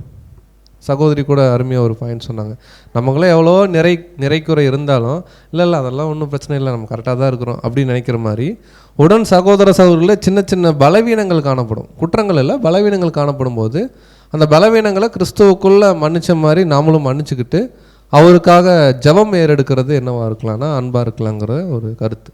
ஸோ அந்நிய காரியத்தில் தலையிறது குறித்து ரொம்ப எக்ஸ்ட்ரீமான விஷயம் என்ன சொல்கிறாருன்னா, ஃபார் எக்ஸாம்பிள் ஒரு பிரதர் ஒரு தவறு பண்ணுறாங்க, அது தவறுன்னு அவருக்கு யாரோ ஒருத்தர் போய் சொல்லணும்ல, அந்த ஒரு முயற்சியில் நம்ம என்ன பண்ணுறதுன்னா போய் இன்வால்வ் ஆகிறதுக்கு முயற்சி பண்ணுறோம். சம்டைம்ஸ் அது என்ன ஆகும் அப்படின்னு கேட்டிங்கன்னா அவர் தப்பாக இருக்கார், ஆனால் நான் எப்படி இருக்கேன் கரெக்டாக இருக்குது அப்படிங்கிற ஒரு மைண்ட் நமக்குள்ளே வந்துடும். அப்போ இந்த அன்பை இந்த ஒரு தவறை சுட்டி காமிச்சு சரி பண்ணுற விஷயம் கூட எப்படி பண்ணலாம் அப்படின்னு கேட்டிங்கன்னா பிப்ளிக்கல் மெத்தட் இருக்குது. பிரதர் இந்த ஆர்டிக்கல் அந்நிய காரியத்தில் தலையிடுறதை நம்ம முன்னாடியே படிச்சிருப்போம். அதில் ரொம்ப டீட்டெயிலாக என்ன சொல்கிறாருன்னா காரியங்களை அவங்களாவே சரி பண்ணுறதுக்கு ஒரு ஸ்பேஸ் என்ன பண்ணணும் ஃபஸ்ட்டு கொடுக்கணும். ஏன்னா இப்போ நம்ம லைஃப்லேயே அப்படி தான் ஒரு கணவன் மனைவிக்குள்ளே பிரச்சனை அப்படின்னா 4 பேர் பிரச்சனையை சமாளிக்க வந்தால் கூட ஃபஸ்ட்டு அந்த ஹஸ்பண்ட் ஒய்ஃப் என்ன சொல்லுவாங்கன்னா, நாங்கள் பார்த்துக்குறோம் அப்படிம்பாங்க. அந்த மாதிரி அந்த பிரதருக்கோ சிஸ்டருக்கும் தேவனுக்கும் என்ன நடக்குதோ அவங்க சரியாகிற வரைக்கும் விட்டுறணும். அவங்களாம் வந்து கேட்டால் தான் நம்ம என்ன பண்ணணும், எல்லாரையும் திருத்துவது நம்முடைய வேலையல்ல. பிரதர் அதில் சீரியஸான பாயிண்ட் எப்படி அந்த ஆர்டிக்கலில் கம்ப்ளீட் பண்ணுவார்னா, ஒருத்தருக்கு உச்சக்கட்ட மேட்டிமை இருக்குது அப்படிங்கிறதுக்கு அடையாளம் தான் என்னென்னா, இது பரிசுத்தமான சபை, எல்லாரையும் நான் என்ன பண்ணுவேன், பரிசுத்தமான இருக்க வைப்பேன். யாராவது தப்பு பண்ணால் உடனே நான் என்ன பண்ணுவேன், தட்டி கேட்பேன். இந்த மாதிரி மைண்டெல்லாம் என்ன அப்படின்னு கேட்டிங்கன்னா, மற்றவர்களையே நோக்கி பார்க்கும்போது நமக்குள்ளே ஒரு ஸ்பிரிச்சுவல் ப்ரைடு என்ன ஆகும்னா போகும். அஃப்கோர்ஸ் ஒரு பிரதரோ சிஸ்டரோ தவறும்போது ஒருவேளை அன்பு நிமித்தமாக நம்ம அவங்களை திருத்த முயற்சி பண்ணலாம். அது எப்படி திருத்த முயற்சி பண்ணலான்னா, அவங்க தனிமையாக இருக்கும்போது காமனாக நானும் இப்படி தாங்க சிஸ்டர் தப்பு பண்ணிகிட்ருக்கேன், சம்டைம்ஸ் இந்த மாதிரி நடக்குது, இதெல்லாம் சரியாயிரும் அப்படின்ற மாதிரி ஒரு காமன் டிஸ்கஷனாக கொண்டு போய் சின்ன சின்ன இன்புட்ஸ் நம்ம கொடுக்கலாம். அவர்கள் நீங்கள் தப்பு பண்ணிட்டீங்கன்னு சொல்லி எடுத்தோடனே அவங்கள கில்ட்டினஸ்குள்ளே கொண்டு போகாமல் ரெக்கவர் பண்ணணும். இதுதான் லவ். அது பின்னாடி எக்ஸாம்பிளே இந்த ஆர்டிக்கல் எழுதுகிறார், ஃபேமிலி பற்றி அதெல்லாம் அவர் எழுதுகிறார். தேங்க்யூ வாய்ப்புக்கு. Thank you brother. ஸோ நம்ம தெளிவாக பார்க்க வேண்டியது அவசியம் என்ன அப்படின்னு பார்த்தீங்கன்னா, அன்புக்கும் மற்றவங்க லைஃப்பில் தலைவரத்துக்கும் வித்தியாசம் நம்மளுடைய ஃபஸ்ட்டு பூசிஷனுடைய மனசாட்சிக்கு நம்ம கற்பிக்கப்பட வேண்டியது அவசியமாக இருக்கும் பார்க்குறோம். ஏன்னா அன்பு காட்டப்படும் போது அது எப்படி தான் இருக்குங்களா, ஒருத்தன் கவர்ந்து இழுக்கும். பிதாவாக அன்பை பற்றி படிக்கும்போது நெருங்கி சேரணும்னு ஆசை வருது. கிறிஸ்துவ அன்பை படிக்கும்போது நெருங்கி சேரணும்னு ஆசை வருது. அந்த அன்பை நம்ம கையாளும் பொழுது எப்படி இருக்குன்னா, நம்மளுக்குள்ள ஒரு ஒன்னஸ் கிடைக்கும். நம்மெல்லாம் பிரதர்ஸ் சிஸ்டர்னு ஒரு ஐக்கியத்தை உருவாக்கும். இது வந்து அன்பின் அடிப்பு நிறைய பாயிண்ட் சகோதரர் ஷேர் பண்ணிட்டாங்க. ஏன்னா அன்பு வந்து தீமை பேசாது, அன்பு வந்து பொல்லாங்க செய்யாது, சகலத்தை நம்பும், சகல சகிக்கும். ஒருவேளை அன்பு இல்லைன்னா என்ன பண்ணாது, எதுவும் சகிக்காது, தாங்காது, நம்பாது. உடனே என்ன பண்ணணும், களத்தில் இறங்கிடும். இறங்கி அவங்கள அட்வைஸ் பண்ணணும். ஏன்னா அன்பை மீறி செயல்படுறாங்க, பிரமாணத்தை கையில் கொள்ளலை. இறங்கி என்ன பண்ணுறாங்கனாக்க ஃபீல்டில் இறங்கி அவங்கள எப்படியே சரி பண்ணணும். அது நம்ம நோக்கமே இல்லை, நம்முடைய வேலையும் இல்லை. அது என்ன பண்ணுறேங்க, அடுத்தது பின்னாடி படிக்க போகிறோம். அப்படின்னா அன்புக்கும் மற்றவங்களுடைய வாழ்க்கையில் தலைவரத்துக்கும் வித்தியாசம் நம்ம என்ன பண்ணணும், மனசில் வச்சுக்கணும். அதேமாதிரி நம்ம சிந்திக்கிற சிந்தனை, நம்முடைய வாயின் வார்த்தைகள், செயல் எல்லாம் எப்படி இருக்குன்னு சொல்கிறாருன்னா, நீதியை பேஸ் பண்ணி என்ன பண்ணுங்க, அன்பை வெளிப்படுத்தணும். இப்படி தான் இருக்கணுமா தவிர நீதி இல்லாமல் நம்ம என்ன பண்ணுறோம், அன்பு மட்டும் காட்டினா அது சரியாக இருக்காது. அதை வந்து வித்தியாசமாக மனப்பான்மை கொண்டு வந்துடும். அப்போ எல்லாம் பேஸ்மெண்ட்டும் பார்த்தா நீதிக்குட்பட்ட அன்பை காண்பிக்கும் போது மட்டும்தான் அந்த இடத்த சரியாக என்ன பண்ண முடியும். ஒரு புது சிருஷ்டி எப்படி அன்பு கூறணும், எப்படி தேவையில்லாமல் தேடக்கூடாததை தெளிவாக புரிஞ்சிக்க முடியும் பார்க்குறோம். நெக்ஸ்ட்டு சகோதரி அக்கா சொன்ன விஷயத்துக்கு பாயிண்ட்டு நம்ம வரோம். அதாவது சப்ஜெக்ட் பேசும்போது ஒரு வார்த்தை, அந்த வார்த்தை கொஞ்சம் ரொம்ப லோக்கலாக இருக்குன்னு சொல்கிறாங்கன்னா தனிப்பட்ட மாதிரிலாம் பண்ணலாம். பிரதர் அந்த வார்த்தையை பயன்படுத்திட்டு அன்பாக சொல்லலாம். அது பேர் தலையிறது அவசியம் இருக்காது. பட் பேசும்போது வார்த்தை பயன்படுத்திக்கலாம். ஃப்ளோவாக பேசிட்டு இருக்கும்போது ஒரு வார்த்தை வரும். அப்போ அந்த வார்த்தை கூட பிரதர் நீங்கள் பேசிட்டு இருந்தீங்க, சூப்பராக இருந்துச்சு, பட் இந்த வார்த்தை கொஞ்சம் லோக்கலாக இருக்குது பிரதர்னா வச்சுக்கலாம், ஓ அப்படியே சிஸ்டர் மாற்றி போயிரு. அன்பாக கையாளும் போது அங்கீகரிக்கப்படும். அது வந்து நம்ம போய் இன்டர்ஃபியர் ஆகிறதுக்கு இல்லை, அது சகோதர ஐக்கியத்தை அடிப்படையில் சொல்கிற வார்த்தை. ஓகேங்களா. நெக்ஸ்ட் நம்ம எங்கே போகலாம் அப்படின்னு பார்த்தோன்னா, இந்த மாதிரி நம்ம சரியாக நம்மளை கூர்ந்து கவனிக்க ஆரம்பிச்சிட்டோம், பிரமாணத்தை கை கொள்கிறோம் அப்படின்னா நான் சரியாக நம்மளே கவனிக்க ஆரம்பிச்சிட்டோம்னாக்கா நல்ல விஷயங்களை பார்க்குறோம். நம்ம நெக்ஸ்ட்டு பேரா என்ன கேட்க போகிறோன்னா, குடும்பத்தில் வந்துடலாம். நம்ம ஆரம்பம் சொல்லிட்டோம், லைன் லைனாக போல் தேவையானதை பேசிக்கிறோம். அப்படின்னா ஒரு சொந்த குடும்பத்தில் தகப்பன் இருக்கிறாங்க, பிள்ளைங்க, மனைவி இருக்கிறாங்க. இப்போ சொந்த குடும்பத்தில் கணவன் குடும்பத்தில் இன்டர்ஃபியர் ஆகிறார்ல, அது வந்து தலையிறது அனாவசியமாக தேவையில்லாம் தலையிறது அர்த்தப்படுத்துமா, அர்த்தப்படுத்தாதான்? படுத்தாது. எப்படி சொல்கிறீங்க? மைக்கில் பேசுனா நமக்கும் பிரயோஜனம், ஆன்லைனில் கேட்பாங்கள அவங்களுக்கும் பிரயோஜனம். அர்த்தப்படுத்தாது. Very good point. எப்படி வேறு பாயிண்ட் சொல்ல வரீங்களா?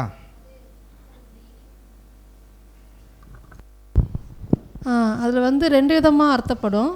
இப்போ குடும்ப தலைவர்னா அவரோட கடமையை வந்து செய்யும் போது அது அர்த்தப்படும். இப்போ வந்து ஒரு குழந்தைக்கு வந்து ஒரு எதிர்கால ஒரு நோக்கம் இருக்கும் போது அவங்களுக்கு விருப்பம் இல்லாத விஷயத்தை வந்து ஃபோர்ஸ் பண்ணுறது வந்து அது வந்து தப்பாக தான் இருக்கும். அவங்க விருப்பத்துக்கு என்னவோ அது வந்து விட்டு கொடுக்கணும். ஏன்னா நான் வந்து தகப்பேன், நான் சொல்கிறத நீ கேட்கணும் அப்படின்றத சொல்லக்கூடாது. பதில். பட்டு கேள்விக்கு மட்டும் பதில் சொல்லுங்கள். எல்லாத்தையும் சொல்லிட்டுனா அடுத்த கேள்வி கேட்க முடியாது. சார் அதனால் இப்போ ஒரு பெற்றோர் வீட்டில் மனைவி இருப்பாங்க, பிள்ளைங்க இருப்பாங்க, அவங்களுக்குள்ளே தலையிடுவது ரொம்ப சரியாக தவறாக கேட்டேன். என்ன சொல்லிட்டீங்க? சரின்னு சொல்லிட்டீங்க. எப்படி அது சொன்னால் மட்டும் போதும். சிஸ்டர் யார் சொல்கிறீங்க? அக்கா சொல்லுங்கள்.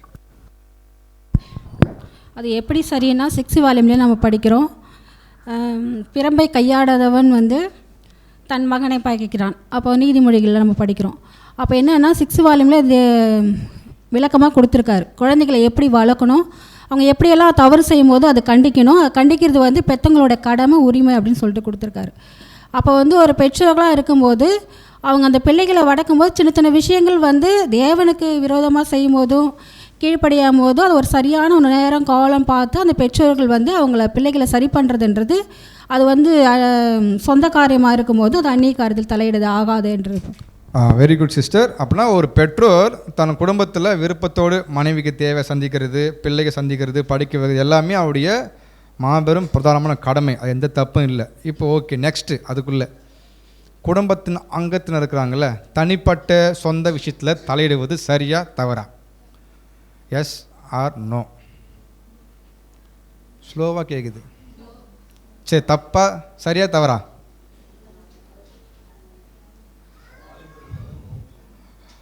பெட்ரோல் யாரும் சொல்லவே இல்லையே.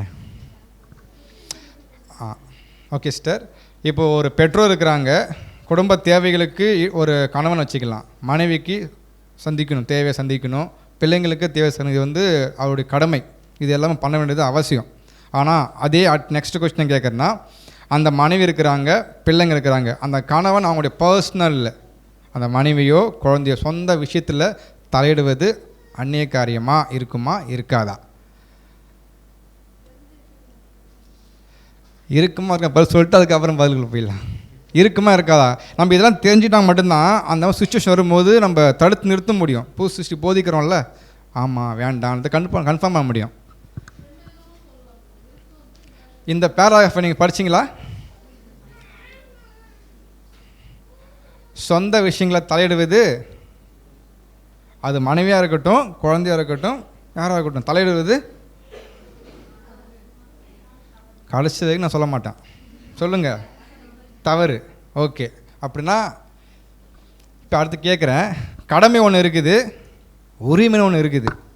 ஒரு அப்பா, ஒரு வயது வந்த ஒரு பெண், ஒரு மகன் இருக்கிறாங்க, அவங்களுக்கு திருமணம் செய்ய வைக்கணும்னு ஒரு ஆசைப்படுறாரு. அது யாருடைய கடமை? அப்பாவோட கடமை, தப்பு கிடையாது. போய் சொல்கிறாரு. இப்போ அந்த பொண்ணு இல்லை பையன் சொல்கிறாங்க, நான் புதுசு விஷயம்லாம் வாழ்ந்துட்டுருக்கேன்பா, எனக்கு மேரேஜ் பண்ணணும் விருப்பம் இல்லைன்றதான் உரிமையை பயன்படுத்துகிறாங்க, பதிவு பண்ணுறாங்க. இப்போ அந்த அப்பா அம்மா என்ன பண்ணணும்? பெட்ரோல் சொல்லுங்கள். சிஸ்டர் கலைவா, நீங்கள் சொல்லுங்கள், இந்த சுச்சுவேஷன் நீங்கள் இருக்கும்போது எப்படி ஹேண்டில் பண்ணுங்க? புது சிருஷ்டியாக அடுத்து பெட்ரோலை பிடிப்பேன் வரேன். ஏன்னா யோசிச்சு பாருங்கள், இப்போது ஏன் நான் கேள்வி கேட்குறேன்னா, அந்த ஸ்டேஜில் நம்ம இருக்கிறோம் இல்லையா, ஒரு நியூ கிரியேஷனாக பண்ணணும். தெய்வீக பார்வையில் எப்படி அவங்க பண்ணுறாங்கிறது மிகப்பெரிய மெச்சூரிட்டியான பாயிண்ட்ஸ். இது அக்கா சொல்லுங்கக்கா. அதை அப்செட் பண்ணிக்குவேன்.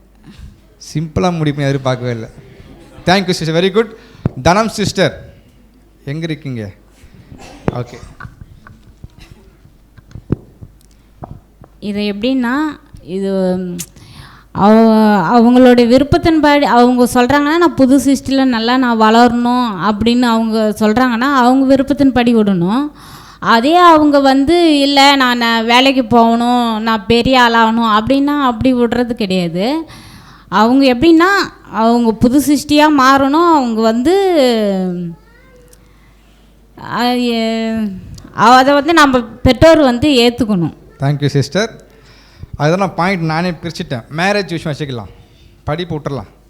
மேரேஜ் பண்ணணும் ஒரு பெற்றோட கடமை. பெற்றெடுத்து என்ன பண்ணணும், கடைசியாக அவங்கள கல்யாணம் பண்ணி அனுப்பணும். அவங்க விருப்பப்படுறாங்க, தன் மகள் வளர்ந்துட்டாங்க, வயசாகிடுச்சு, இப்போ என்ன பண்ண போகிறோம், மேரேஜ் ஃபிக்ஸ் பண்ண ஆரம்பிச்சிட்டாங்க. இப்போ போய்ட்டு யார்கிட்ட பேசுவாங்க, அந்த பொண்ணுகிட்ட பேசுவாங்க இல்லையா, அம்மா இந்த மாதிரி உங்களுக்கு கல்யாணம் ஃபிக்ஸ் பண்ண போகிறோம் சொல்லும் பொழுது அது அவங்க கடமை என்ன பண்ணுறாங்க, போயிட்டு அப்ரோச் பண்ணுறாங்க. ஆனால் அந்த ஸ்திரீ சொல்கிறாங்க, அப்பா எனக்கு மேரேஜ் வேண்டாம், காரணம் சொல்கிறாங்க, நான் புதுசு விஷயம் தனிமையாக ஓடி முடிக்கணும்னு விருப்பப்படுறேன் அப்படின்ட்டு அவங்க உரிமையை என்ன பண்ணுறாங்க, அவங்க அப்ரோச் பண்ணுறாங்க. இப்போ இந்த இடத்துல ஒரு பெற்றோர் என்ன பண்ணணும், அக்செப்ட் பண்ணணும். ஒருவேளை அக்செப்ட் பண்ணால் மீறி செயல்படுறதுக்கு பேர் என்னதுங்க, அந்நிய காரியம். தான் சொந்த அலுவலகங்களில் தலையெழுத்து. பிரதர் என் பொண்ணு பிரதர் தப்பு, என் பையன் தப்பு. தேவன் தலையிடுறாரா சொந்த விஷயத்தில்? சுயாதீனத்தில் கை வைக்கிறாங்களா? கர்த்தர் இயேசு கை வைக்கிறாங்களா? அப்படின்னா தனித்துவமாக செயல்படணும். ஒரு குறிப்பிட்ட வயசு வரைக்கும் கண்ட்ரோலில் இருப்பாங்க, அவங்களுக்குன்னு ஒரு ப்ரைவேசி இருக்கும். அவங்க செயல்பட உரிமையை பயன்படுத்தும் போது அந்த உரிமையை அத்துமீறி செயல்படுற பார்த்தீங்களா, முழு கண்ட்ரோல், கட்டுப்பாடு, அது மிகப்பெரிய தவறு. ஆனால் ஒரு குடும்ப தலைவனாக அந்த பொண்ணை சின்ன வயசுலேருந்து படிக்க வைக்கிறதா இருக்கட்டும், ட்ரெஸ்ஸு வாங்க எல்லாமே பண்ணலாம். ஆனால் அவங்க வளர்ந்ததுக்கு அப்புறம் அவங்களுக்குன்னு ஒரு பர்சனல் இருக்குது, உரிமை இருக்குது. அந்த உரிமையில் கை வைப்பது என்பது தேவையில்லாமல் அனாவசியமாக என்ன ஆகும், அது அன்னையை குறிக்கிறது. இந்த பாயிண்ட்டு புரியுதுங்களா? ஏன்னா பெட்ரோலில் கேட்டோம்னா அவங்க அந்த மலம் இருக்கும்போது இந்த பாடம் அவங்க யூஸ்ஃபுல்லாக இருக்கும் பார்க்குறோம். நெக்ஸ்ட்டு உதாரணம் கொடுப்பாங்க, ஒரு ஆசிரியர் யார் தலையிடலாம்? மாணவர்கள்ட்ட. அப்படின்னா எதுக்காக தலையிடுவாங்க? பிள்ளைங்க படிக்கணுன்றதுனால. ஒருவேளை அந்த ஆசிரியர் பள்ளி நிர்வாகத்தில் போயிட்டு பண்ணலாமா? அது ஒரு வேலை கிடையாது, அது எஜுகேஷன் டிபார்ட்மெண்ட் பார்த்துக்கும். இவரோட பொறுப்பு என்னது? ஆசிரியர் பசங்களுக்கு தான் டீச்சிங் கொடுக்குமே தவிர ஸ்கூல் இப்படி கட்டணும் போகணும் அங்கேட்டு போகிறது தப்பு. இது அனாவசியமாக மீறுது. அப்படின்னா இந்த எக்ஸாமில் ஏன் கொடுக்குறாங்கன்னா நாம் எப்படி அதை பகுத்து பார்க்கணும், ஒரு புது சிருஷ்டிக்கு தேவையான படிப்பினை எப்படி எதெல்லாம் தலையிடுறது, இது தலையிடாமல் இருக்கிறத கன்ஃபார்ம் பண்ணுறோம். நெக்ஸ்ட்டு பார்க்கும்பொழுது மற்றவங்களை சரி பண்ணுறது நம்முடைய ஒர்க்கா? நீங்கள் எல்லாத்தையும் இல்லைன்னு சொல்கிறீங்க, அது நடைமுறையாக பேசும்போது தான் பாயிண்ட்டு கிடைக்கும். பிறரை சரி பண்ணுறது என்பது நம்முடைய கடமையா? யார் இது? பிரதர் சஞ்சய்.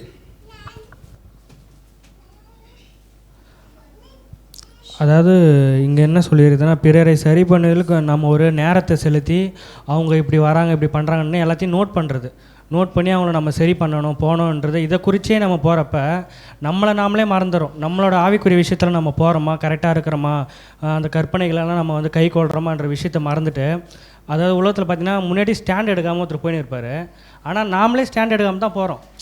அவர் போய் ஸ்டாண்ட் எடுக்காமல் போகிறாரு, அவர்கிட்ட போய் சொல்லணும் போய் நாம் கீழே வந்துடும். அப்போ நாம் கரெக்டாக இருக்கிறோமா முதல் நம்மளை பார்த்து நம்மளை நிதானித்து பார்த்தோன்னா அடுத்தது அவங்கள சரி பண்ணுறதை வந்து ஒரு ப்ரேயரில் வைக்கலாமே தவிர மற்றபடி அதை குறிப்பிட்டு இவங்கள்ட்ட போய் சொல்லணும் போகணுன்ற காரியத்தை நம்ம ஏற்படுத்தக்கூடாதுன்ற. வெரி குட் பிரதர், வெரி நல்ல பாயிண்ட்ஸ் சொன்னீங்க. சகோதரி சைடில் சொல்ல விரும்புகிறவங்க யாராவது இருக்கீங்களா? சிஸ்டர் சுரேகா, மற்றவங்களை சரி பண்ணது நம்முடைய கடமையா? கண்டிப்பாக இல்லைன்னா, ஏன்னா இதுக்கு முன்னாடி நம்ம பார்த்தோம் பொன்னான பிரமாணம் என்ன சொல்லியிருக்குன்னு. அதன் அடிப்படையில் சொல்லும்போது நீதியை நாம் செய்யணும்னு நம்ம எதிர்பார்க்கணும், நம்ம செக் பண்ணிக்கணும். மற்றவங்க நீதி செய்யணும்னு நிச்சயமாக நம்ம எதிர்பார்க்கக்கூடாதுண்ணா. அந்த பேராகிராஃப் அப்படியே கம்ப்ளீட் பண்ண முடியுமா? சிஸ்டர் பூனா, எல்லா பாயிண்ட் கரெக்டு தான், அதை முடிக்கலான்றது நான் சொல்ல வரேன். ஆனால் பிரதர்ஸ் ஷேர் பண்ண மாதிரி தானா, இப்போ என்ன ஒரு விஷயம்னா நாம் வந்து என்ன பண்ணுறோன்னா, அதுக்கு முன்னாடி பேராகிராஃபில் பார்த்தோம்னா அன்புக்கும் அன்னைக்கான தலைவருக்கும் வித்தியாசம் இருக்குது. ஏன் அது வித்தியாசம் ஃபஸ்ட்டு பார்க்க சொல்கிறாங்கன்னா, நாம் என்ன பண்ணிடணும்னா, நான் சகோதரர் மேலே அன்பு வச்சுருக்கேன், அதனால தான் அவங்க சரி பண்ணணும்னு நினைக்கிறேன் அப்படின்ற விஷயத்த அவங்க வந்து ஃபிக்ஸ் பண்ணிக்கிறாங்க. ஃபிக்ஸ் பண்ணுறதால தான் நான் செய்கிற அவங்களுக்கு என்ன பண்ணிடுறாங்கன்னா, நம்ம அந்நிய காரில் தலையிறதே மறந்து நான் அன்பு காமிக்கிறேன்ற மைண்ட் செட்லேயே போகிறதால தான் அநேக சகோதர சகோதரிக்குள்ளே என்ன ஒரு விஷயம் வருதுன்னா மனஸ்தாபங்கள் ஏற்படுறது. ஏன்னா அவங்களுக்கு விருப்பமே இல்லை, ஆனால் அவங்க விஷயத்தில் காமிக்க நீங்கள் என்ன நினச்சிக்கிறீங்கன்னா, நான் அன்பின் நிமித்தமாக செய்கிறேன் அப்படின்ற விஷயத்த நினச்சிக்கிறோம். அதனால தான் பிரதர் நாங்கள் சொல்லும்போது வித்தியாசத்தை ஃபஸ்ட்டு நம்மளுடைய மனசாட்சிக்கு வந்து பதிய வச்சு பார்க்கணும் அப்படின்னு சொல்லியிருக்காங்க. மற்றவங்களுடைய காரியத்தில் இப்போ நாம் அழைக்கப்பட்டிருக்கோம், நமக்கான வேலையே நிறையா இருக்குது. நாம் என்ன பண்ணிடணும்னா மற்றவங்களுடைய காரியத்தை குறித்து கவனம் செலுத்துறதில்ல ரொம்ப டைம் எடுத்துக்கிறோம். ரொம்ப டைம் எடுத்து என்ன பண்ணால் நம்ம எதுக்காக அழைக்கப்பட்டிருக்கோம், நம்மளுடைய தேவைகள் என்ன, நம்மளுக்கு தேவனோட திட்டம் என்ன அப்படின்னு குறித்து ஆராயாமல் சகோதர சகோதரை பார்க்குறோம். நல்ல விஷயம் தான் சகோதர சகோதரை பார்க்குறது. அதுக்காக நாம் வந்து அவங்கள குறித்து நோட் பண்ணிகிட்டே இருக்கிறதால நமக்கான அழைப்பு இங்கே வந்து நாம் பின்னாடி போயிட்டுருக்கோம். தேவன் நம்மளுக்கு எந்த தெய்வீக திட்டத்துக்காக அழைச்சாரு, எந்த நோக்கத்துக்காக அழைச்சாரு, நமக்கான வாய்ப்பு நாம் எந்த நிலைமையில் இருக்கிறோன்ட்டு நம்மளை நாம் என்ன பண்ணுறோன்னா பரிசோதனை செய்து பார்க்க தான் ரொம்ப தவறி விடுறோம். ஸோ அதனால் நாம் என்ன பண்ணோம், நமக்கான வாய்ப்பை நம்ம பார்த்துக்கலாம். சகோதர அன்பு செலுத்தணும், அவங்களும் என் கூட சபையாக மாறணுமா, கண்டிப்பாக தேவன்கிட்ட நம்ம ப்ரேயரில் வைக்கலாம். தேவன் அவங்க எதில் குறைபாடு இருக்காதோ அது கண்டிப்பாக தேவன் உணர்த்துவார் அப்படின்னு பார்க்குறோன்னா. Okay, thank you sister. ஸோ அப்போ தெளிவாக நமக்கு தெரியுது, மற்றவங்களை சரி பண்ணுறது நம்முடைய டியூட்டி இல்லை. அதுக்காக இப்போ நேரம் செலவு பண்ணிவிட்டு நன்மையாக கூட இருக்கலாம், பட் அது என்ன ஆகிடும் பார்த்தோன்னா நம்முடைய டியூட்டி மறந்து போயிடுவோம். நம்ம தெய்வீக ஏற்பாடுக்கு அதுக்கு ஈஸியாக நான் ஓடணுன்ற ஓட்டம் எனக்கு இருக்குது, நான் அதை கவனம் செலுத்தி சரியாக பயன்படுத்தும் போது அதுக்கேற்ற வாழ்க்கை வாழ முடியும். நான் அந்த நேரத்தை இங்கே பயன்படுத்தாமல் என்ன லூஸ் பண்ணிட்டு அவங்களுக்காக ரிஸ்க் எடுத்து எப்படி தான் ஆதாயப்படுத்தலாம் சொல்லிட்டு இறங்கி போகும்போது அது என்ன ஆகிடும், அது நன்மையாக இருந்தாலும் கூட அது என்ன ஆகிடும், சரியாக இருக்காது. அதான் தெளிவாக சொல்கிற பிரதரு, நாம் என்ன பண்ணோம், அதுக்கு இசைவாக ஓடணும். ஓடுறது மாத்திரம்ல, அதை தக்க வைத்து கொள்ள வேண்டியது அவசியம். நம்முடைய ஸ்டாண்ட் பாயிண்ட் அது. என்னுடைய அழைப்பையும் தெரிந்து கொள்ள நான் உறுதிப்படுத்தணும்னா என் நோக்கம் என்ன, ஏன் தெரிந்து அழைத்திருக்கிறாங்க, நான் எப்படி ஓட போகிறேன், இசைவாக இருக்கிறேன்னா செக் பண்ணி பார்க்கணும். அப்படி இருந்தால் அதை தக்க வைத்து கொண்டு உண்மையாக ஓடணும்.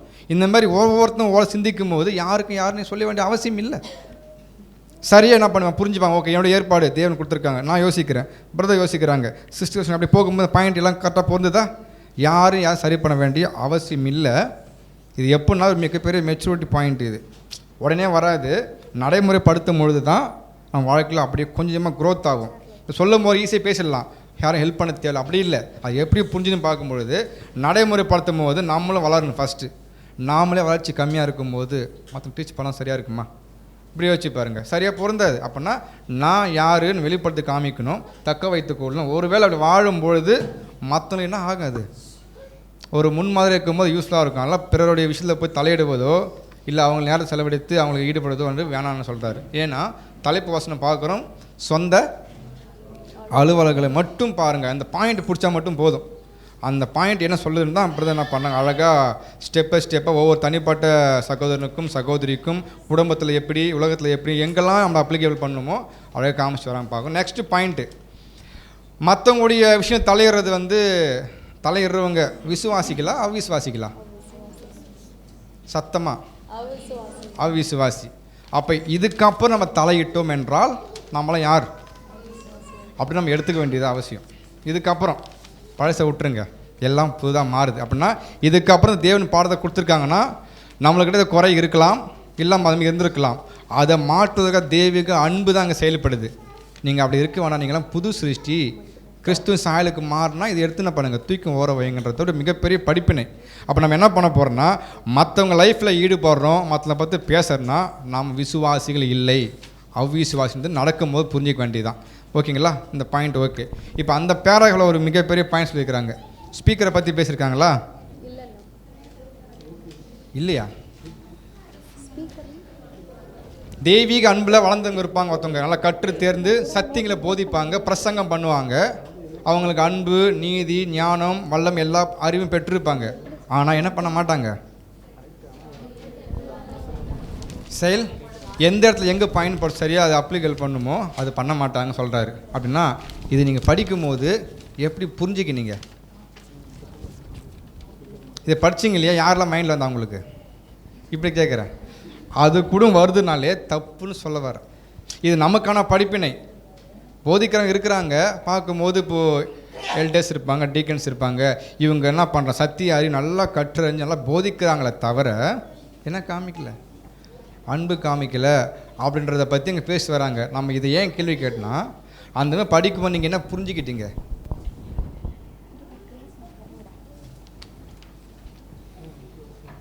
கேள்வியே இல்லை, நீங்கள் என்ன புரிஞ்சுக்கன்னு கேட்குறேன். சொல்லுங்கள்.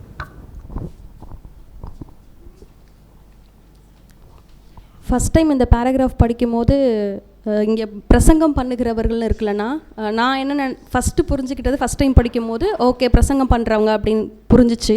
பின்னாடி உள்ள கண்டென்ட் எல்லாமே படிக்கும்போது உண்மையாலுமே இந்த ஆவியின் கனிகள் நம்ம எல்லாருமே ஸ்பிரிச்சுவல் லைஃப்பில் க்ரோத் ஆகிறதுக்கு தான் போயிட்டுருக்கோம். நாமளும் கற்றுக்கொண்டு அதை மற்றவங்களுக்கு சொல்கிறோம். பட் அந்த அது அதாவது எல்டர்ஸ்க்கு மட்டும், ஸ்பீக்கர்ஸ்க்கு மட்டும் அது பொருந்தாமல் நம்ம எல்லாருமே தான் அதை அப்ளை பண்ணிக்கணும், நம்ம எல்லாருமே அதை லைஃப்பில் யூஸ் பண்ணணும். அதுதான் கீழெல்லாம் கொடுக்கும்போது அநேகர் இருக்கிறாங்க, அதை என்ன தான் சத்தியத்தை பெற்றுக்கொண்டாலும் அதை செயல்முறைப்படுத்தாமல் நிறைய பேர் இருக்கிறாங்க. நாம் அப்படி இருக்கக்கூடாதுன்றதை எல்லாருக்கும் அப்புறம் புரிஞ்சிச்சுண்ணா. ஓகே, அப்படின்னா இந்த மாதிரி எல்லாருக்குமே தெரியும், சத்திய அறிவை பெற்றுக்கொள்வாங்க, கேரக்டர் டெவலப்மெண்ட்டில் என்ன வீக்காக இருப்பாங்க, அதை உணராமல் இருப்பாங்க சொல்லப்பட்டிருக்கு. இப்போ நெக்ஸ்ட் என்ன அப்படின்னு பார்க்குறேன்னா, உணராமல் இருக்கிறாங்கல்ல, அப்போ எப்படி தான் அதை உணர்வு பெற்றுக்கொள்ள முடியும், அவங்க எப்படி பேசுறதை காட்டிலும் பேசியிருப்பார், எப்படி அதை புரிஞ்சிக்கலாம், எப்படி உணர்வு அடைய வாய்ப்பு இருக்குது?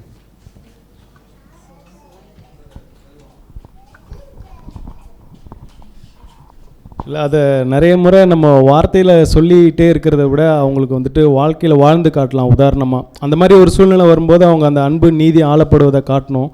சோதனை டைமில் அந்த ஒரு சாந்தம், தயவு, அன்பு இதெல்லாம் வந்துட்டு அந்த ஆவியின் கனிகளை அவங்க காட்டும்போது என்ன பண்ணலான்னா, வார்த்தையால் பேசுகிறத விட வாழ்ந்து காட்டும்போது அவங்களுக்கு அந்த விஷயம் இன்னும் புரியும். அப்படி பேராகிராஃப் ஃப்ரம் தெளிவாக புரிஞ்சுக்கிட்டோமா? இப்போ தான் கேள்வி கேட்க போகிறேன்.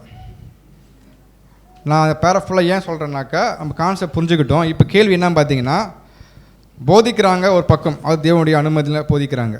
இப்போ பார்க்கும்போது வாழ்க்கை ஒன்று இருக்கு இல்லையா, அதில் வெளிப்படுத்தும் போது தான் சரியாக அவனை படிப்பினை கிடைக்கும் சொல்கிறேன். அப்படின்னா சின்ன சின்ன விஷயங்களில் அன்பு மற்றும் நீதினால் ஆளப்படுவதை நீங்கள் பார்க்கும்பொழுது அப்படின்னா இதை எப்படி நீங்கள் கண்டுபிடிப்பீங்க?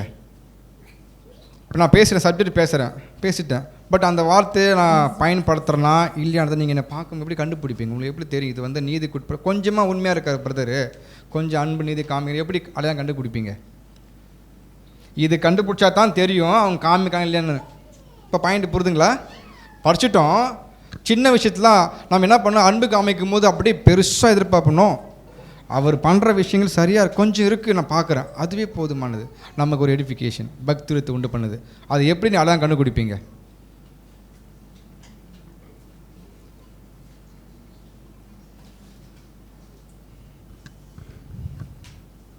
பிரதர் லூக்கா.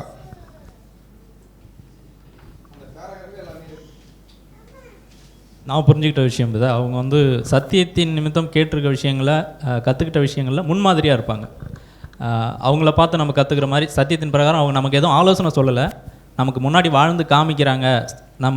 நம்ம இருக்கிற சமகாலத்தில் நம்மளோட சமகாலத்தில் இருக்கிற சகோதரர் சத்தியத்தில் நடக்கிறாரு, நம்ம அதை பார்க்கும்போது நமக்கு ஒரு உற்சாகம் வரும். அந்த ஒரு பாயிண்ட். ஓகே பிரதர், நீங்கள் சொன்னது பாயிண்ட்டு. நான் உதாரணமாக கேட்குறேன். இப்போ நான் பார்க்கும்போது பிரதர் அவர் நடக்கிறான்னு எனக்கு தெரிஞ்சிருக்கணும். அப்போ தான் நான் பண்ணுவேன், ஓகே அவர் பேசிட்டுமே வாழ்ந்துட்டுருக்காருன்னு நான் ஃபீல் பண்ண முடியல. அந்த ஃபீலிங்கை கேட்குறேன். எப்படி நீங்கள் எல்லாம் கண்டுபிடிப்பீங்க அடையாளம்? அந்தமாரி இல்லவே இல்லையா? பார்க்கவே இல்லையா? சிஸ்டர் பிரியா.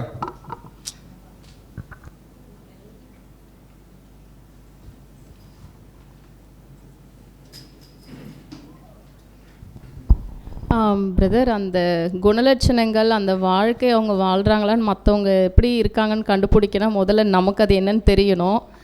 நம்ம முதல்ல வாழணும். நம்ம சரியான விதத்தில் இருக்கும்போது கண்டிப்பாக மற்றவங்க பண்ணுறது சரியாக தப்பாக நம்மளால் உணர முடியும். மாறாக நம்ம நிறைய டைம் என்ன ஆகிடுது அப்படின்னா, நம்ம லைஃப் ஸ்டைல் சரியில்லாத இருக்கும். ஆனால் மற்றவங்க பண்ணுறது, ஈவன் போதிக்கிறவங்களாக இருக்கட்டும், யாராக கூட இருக்கட்டும், மற்றவங்களுடைய அற்பமான விஷயங்கள் ரொம்ப பெருசாக தெரியும். அதுதான் இங்கே என்ன பிரதர் சொல்கிறாங்க அப்படின்னா, யார் ஒருத்தவங்களுடைய லைஃப்பில் மற்றவங்களுடைய குற்றங்கள் ரொம்ப குறைவாக பார்க்குறாங்களோ அவங்க வந்து நிறைய வாழ்ந்துட்டுருக்காங்கன்னு அர்த்தம். ஸோ அப்போ என்னென்னா, நம்ம மற்றவங்களுடைய குறைகளை பார்க்குறது, ஈவன் போதிக்கிறவங்களை கூட நம்ம எப்படி பார்க்கணுன்னா, ரொம்ப பெரிய பெரிய விஷயத்தில் கண்டிப்பாக நம்ம பார்க்கலாம். அவங்க எக்லீஷியா வர்றது போகிறது, இந்த மாதிரி அவங்களுடைய வாழ்க்கை முறை எல்லாமே நம்ம பார்க்கலாம். ஆனால் ரொம்ப அற்பமான விஷயங்கள், ஏன்னா அவங்களும் பலகீனத்தில் இருப்பாங்க. அந்த மாதிரி ரொம்ப சின்ன சின்ன அற்பமான விஷயங்களை பார்க்காத இருக்கிறது நல்லது அப்படின்றதான் பிரதர் இங்கே சொல்கிறாங்க. Okay, thank you sister.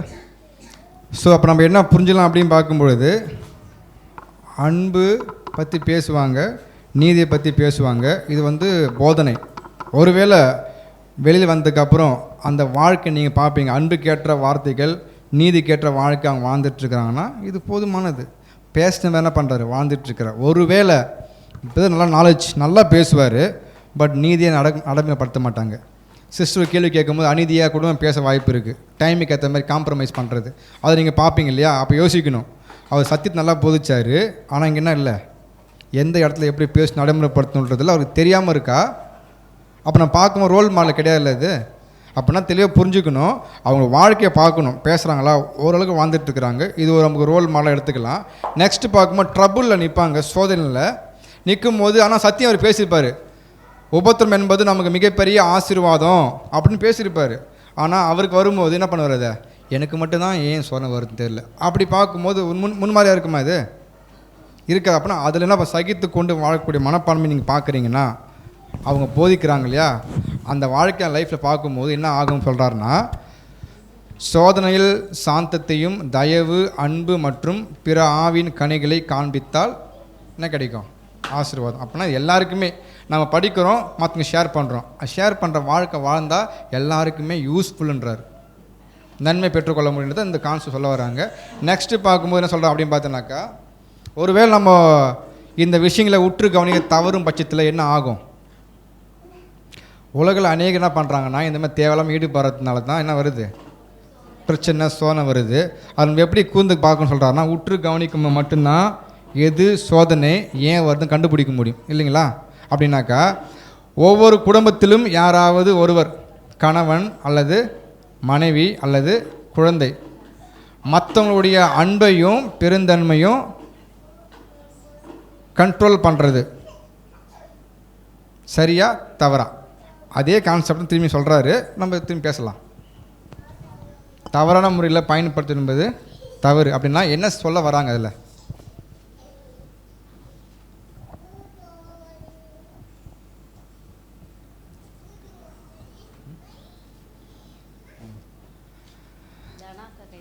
அக்கா தனா அக்கா சொல்லுங்கள். நடைமுறை உதாரணம் கொடுத்தீங்கன்னா ரொம்ப யூஸ்ஃபுல்லாக இருக்கும். இப்போ ஒரு கணவருக்கு வந்து அந்த குடும்பத்தை நடத்தக்கூடிய முழு பொறுப்பும் அவருக்கு இருக்குது. ஆனால் இருந்தாலும் அவர் வந்து அதை தவறான முறையில் வந்து கையாளக்கூடாது. இப்போ ஒரு பிள்ளைகள் வந்து இருக்குதுன்னா அந்த பிள்ளை வந்து நீ டாக்டராக தான் ஆகணும் அப்படின்னு அந்த பெற்றோர் வந்து கட்டாயப்படுத்தக்கூடாது. ஏன்னா அந்த பிள்ளைக்கு வேறு ஒன்று படிக்கணும்னு கூட ஆசை இருக்கும். ஆனால் அந்த பெற்றோர் வந்து அந்த தகப்பன் வந்து நீ இதுக்கு தான் படிக்கணும் அப்படின்னு வந்து கட்டாயப்படுத்தக்கூடாது. இன்னொரு உதாரணம் என்னென்னா, ஆவிக்குரிய வளர்ச்சியில் நீ நல்லா வளரணும் அப்படின்னு அந்த தகப்பன் வந்து ஆசைப்படுவார். ஆனால் அந்த பிள்ளைக்கு வந்து அதுக்கான ஒரு முயற்சியை எடுக்காது.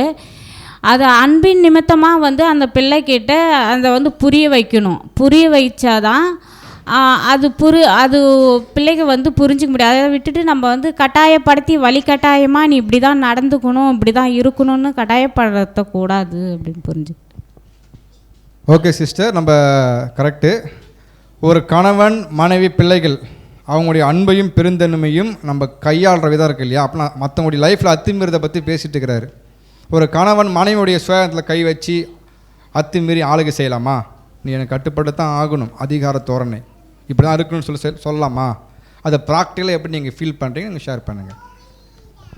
இல்லை மனைவி கணவன் ஆளுகை செய்கிறது, இல்லை பிள்ளைங்க பண்ணுறது, எப்படின்னு நீங்கள் எக்ஸ்பிளைன் பண்ணிக்கலாம். நான் கொஞ்சம் ஆட் பண்ணிக்கிறேன். இப்போ சகோதரிகள் என்ன பண்ணணும் அப்படின்னு பார்த்தோம்னா, என்னுடைய சுயாதீனம், இது என்னுடைய உரிமை அப்படின்னு வந்து எனக்கு இருக்குது. கணவன் வந்து இதில் அத்துமீறுதல் பண்ணுறாரு அப்படின்றதுக்கு லிஸ்ட்டு சொல்லணும் சகோதரிகள். அடுத்து சகோதரில் என்ன பண்ணணும் அப்படின்னு பார்க்கும்போது, இது என்னுடைய உரிமை, இது என்னுடைய கடமை, இது என்னுடைய பொறுப்பு, இதில் அத்துமீறுதல் சகோதரிகள் என்னதெல்லாம் பண்ணலாம், எதெல்லாம் பண்ணுறது அத்துமீறுறது அப்படின்றத 2 லிஸ்ட்டு வேணும். இப்போ ப்ராக்டிக்கலாக ஸ்டார்ட் பண்ணலாம். ஃபஸ்ட்டு யார்கிட்ட ஸ்டார்ட் பண்ணலாம்? ஓகே, மனைவிகளிலிருந்தே ஸ்டார்ட் பண்ணோம்.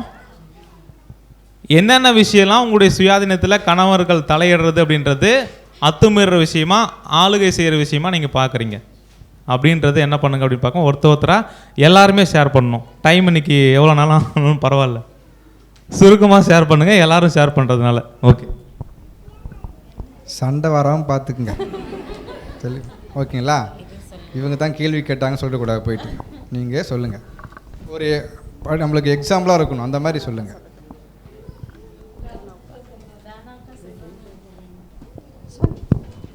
ஒரு கணவர் வந்து ஒரு மனைவியை வந்து இப்போ எல்லாமே செய்கிறாங்க.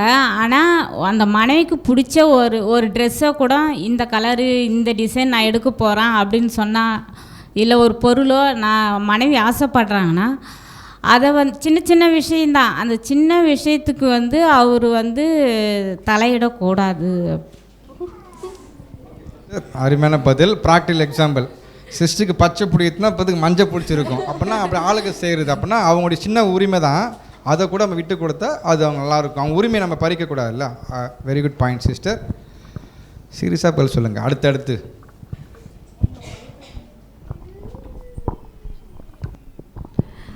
அண்ணா, அடுத்து வந்து ஸ்ரீகளுக்குனே பிரதான ஊழியமாக தேவன் கொடுத்தது இந்த கிச்சன் ஒர்க்குண்ணா. நம்ம என்ன சமைக்கணும், நம்மளுக்கு தேவையான பொருளை நம்மளுக்கு பிடிச்ச மாதிரி நம்ம கிச்சனில் நம்ம திங்ஸ்லாம் அடுக்கி வச்சுருப்போம்ண்ணா. ஆனால் டக்குன்னு எடுத்துகிட்டு டக்குன்னு வச்சுருப்போம். அப்புறம் ஃப்ரீ டைமில் அதை நம்ம சரி பண்ணிப்போம். அந்த கசாமசான்னு வச்சுருக்க நேரத்தில் வந்துட்டு இதை ஏன்பா இங்கே வச்சுருக்கேன்னு ஒரு வார்த்தை தானே கேட்பாங்க.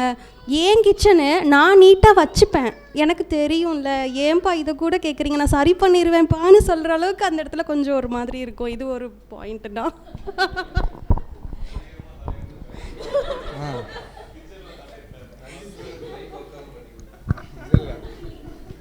ஒர்க் ஆகுது, பிரதர் பார்த்துப்பார். நெக்ஸ்ட்டு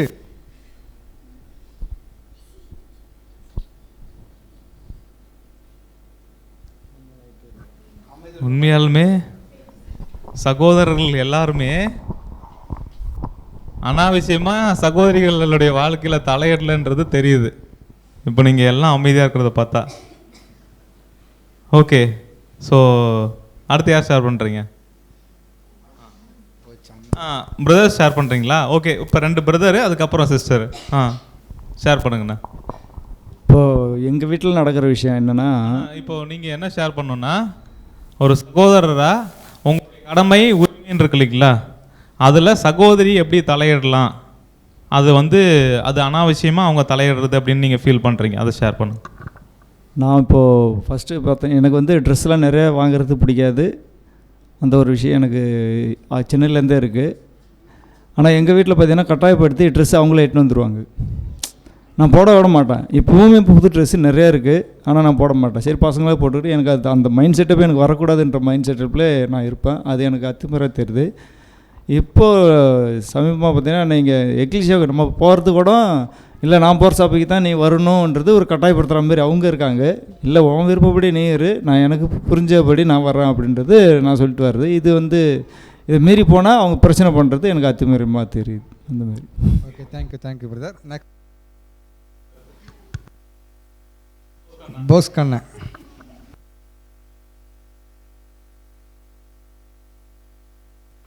எனக்கு அந்தளவுக்கு ஒன்றும் கிடையாது, எனக்கு சுதந்திரம் தான் என் வீட்டில்.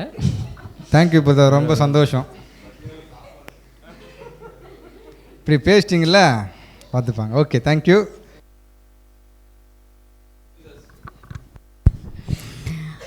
அண்ணா, நான் என்ன யோசிப்பேன்னா, ஒரு புது சிருஷ்டியாக நம்ம டிஸ்கஷனில் நமக்கு புரிஞ்ச பாயிண்ட்டை நம்ம ஷேர் பண்ணுவோம், நம்மளோட தாளந்தின் அடிப்படையில் ஷேர் பண்ணுவோம்.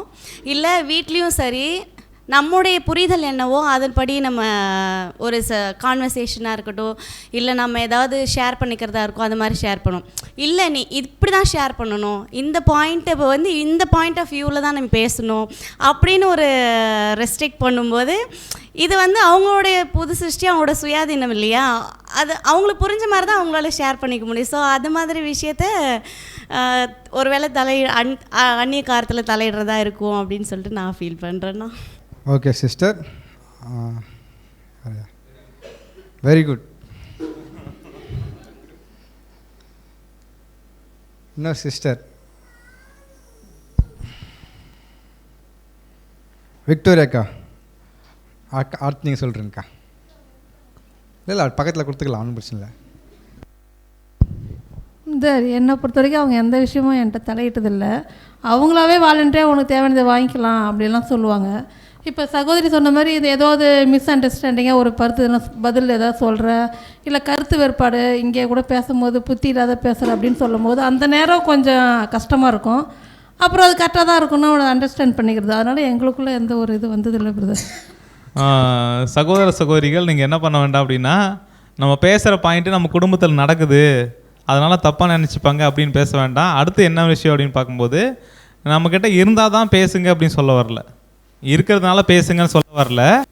எந்தெந்த வகையிலெல்லாம் அத்துமீறுதல் செய்வதற்கான வாய்ப்புகள் இருக்குது கணவன் மனைவிக்குள்ளே பொதுவாக. அதனால் நீங்கள் சொல்கிறது எல்லாமே உங்கள் குடும்பத்தில் இருக்குது அப்படின்றது யாரும் புரிஞ்சிக்க வேண்டாம்.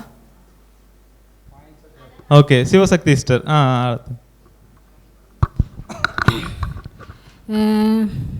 சகோதரர் எந்த விதத்துலையுமே எங்களை பிள்ளைங்களையும் சரி என்னையும் சரி அது இப்படி செய்யணும் இப்படி போகணுன்றது அந்த அதிகாரம் எதுவுமே அவர் பண்ண மாட்டார். ஆனால் எனக்கு நான் தான் இப்போ அத்துமீற மாதிரி இந்த விஷயத்தில் நான் தெரிஞ்சுக்கிறேன். என்ன விஷயம்னா, அவர் நிறைய வேலை செஞ்சுட்டு ஒரு சோர்வாக இருக்கிறதால நீ இதை கற்றுக்கோ, இந்த விஷயத்தில் இது இருக்குது அப்படின்னு நான் சொல்கிறதால நான் போயிட்டு அவர் மேலே அத்துமீறலாக நடக்கிறோமோ அப்படின்றது இந்த விஷயத்தில் எனக்கு புரிஞ்சுக்கிட்டது. ஓகேங்க்கா.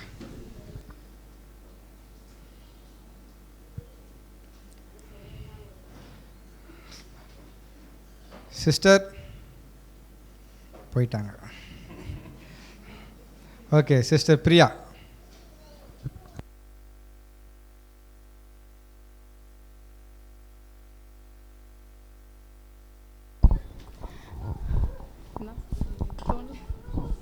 நான் எனக்கு எதுவும் தோணலை அந்த மாதிரி. பட் காமனாக நம்ம பார்த்த வரைக்கும் நம்ம என்ன சொல்கிறோம் அப்படின்னா, எதையுமே கம்பல் பண்ணக்கூடாது. அதாவது ஒரு கடமையை தாண்டி எதையும் கம்பல் பண்ணாத இருக்கிறது நல்லதுன்றதான் இந்த ஆர்டிக்கலில் சொல்லுது. இப்போ எக்ஸாம்பிளுக்கு வந்து குடும்பத்தார் இருப்பாங்க. ஸோ அதே மாதிரி என்ன, அவங்கள கேர் எடுக்கணுன்றது ஹஸ்பண்டோட ஒரு கடமை இருக்கும். ஆனால் வந்து அதை ஃபோர்ஸ் பண்ணுறது, அது கூட அவங்களுக்கு விருப்பம் இல்லாத எந்த ஒரு விஷயத்தையுமே செய்ய வைக்கக்கூடாது அப்படின்றதாண்ணா. பட் இது வந்து என் லைஃப்லாம் கிடையாது அந்த மாதிரி. பட் காமனாக எனக்கு எதுவுமே ஞாபகம் வரல அந்த மாதிரி. ஃபஸ்ட்டு எனக்கு யோசிக்கிறது கிச்சன் தான். வந்து ஏன்னா கிச்சன் வந்து என்ன திங்ஸ் வாங்குவோம், பட் அது வந்து இந்த அளவுக்கு தேவைப்படாதுன்ற போது ஓகே அக்செப்ட் பண்ணிக்கிறது தான். மற்றபடி ரொம்ப பெருசாக இல்லை. காமனாக சொல்லும்போது சிஸ்டர்ஸ் வந்து சில ஊழியங்களை வந்து அவாய்ட் பண்ணுவோம். அதாவது அதுக்கு ரிஸ்க் எடுக்க மாட்டோம் நிறைய ஊழியங்களை. என்னென்னா ரொம்ப ரிஸ்க் எடுத்து ரொம்ப சாக்ரிஃபைஸ் பண்ணி பண்ணுற சில ஒர்க் இருக்கும், அதுக்கெல்லாம் விருப்பப்படாத சில சூழ்நிலைகள் இருக்கும். அதுக்கு வந்து ஈவன் ஒரு சகோதரனோ ஒரு கணவனோ வந்து யாரையுமே ஃபோர்ஸ் பண்ண அது செய்ய வைக்கணும்னு அவசியம் இல்லை. அதே மாதிரி ஒர்க்கு பண்ணணும்னு சில பேருக்கு விருப்பம் இருக்கும் ஊழியங்கள். ஒருவேளை அந்த சகோதரி தன்னுடைய நியாயமான கடமைகளை சரியாக செய்கிறாங்க, எப்பொழுதும் சமயம் இருக்கும்போது அவங்க ஊழியம் பண்ணுறாங்க, அவங்களுக்கு அந்த ஒரு வாய்ப்புகள் கிடைக்குதுன்னா அதனால் இல்லை இது உனக்கு ரொம்ப கஷ்டத்தையும் வருத்தையும் கொடுக்கும், இது வேண்டாம் அப்படின்னு சொல்லி ஒரு கணவன் வந்து அவாய்ட் பண்ண வைக்கிறதும் அந்நிய காரியத்தில் தலையிடுறதா இருக்கும். ஏன்னா அது அவங்களுடைய பலியின் ஜீவியம். ஸோ அதுக்கு அவங்க தேவனுக்கு கணக்கு கொடுத்தாகணும்.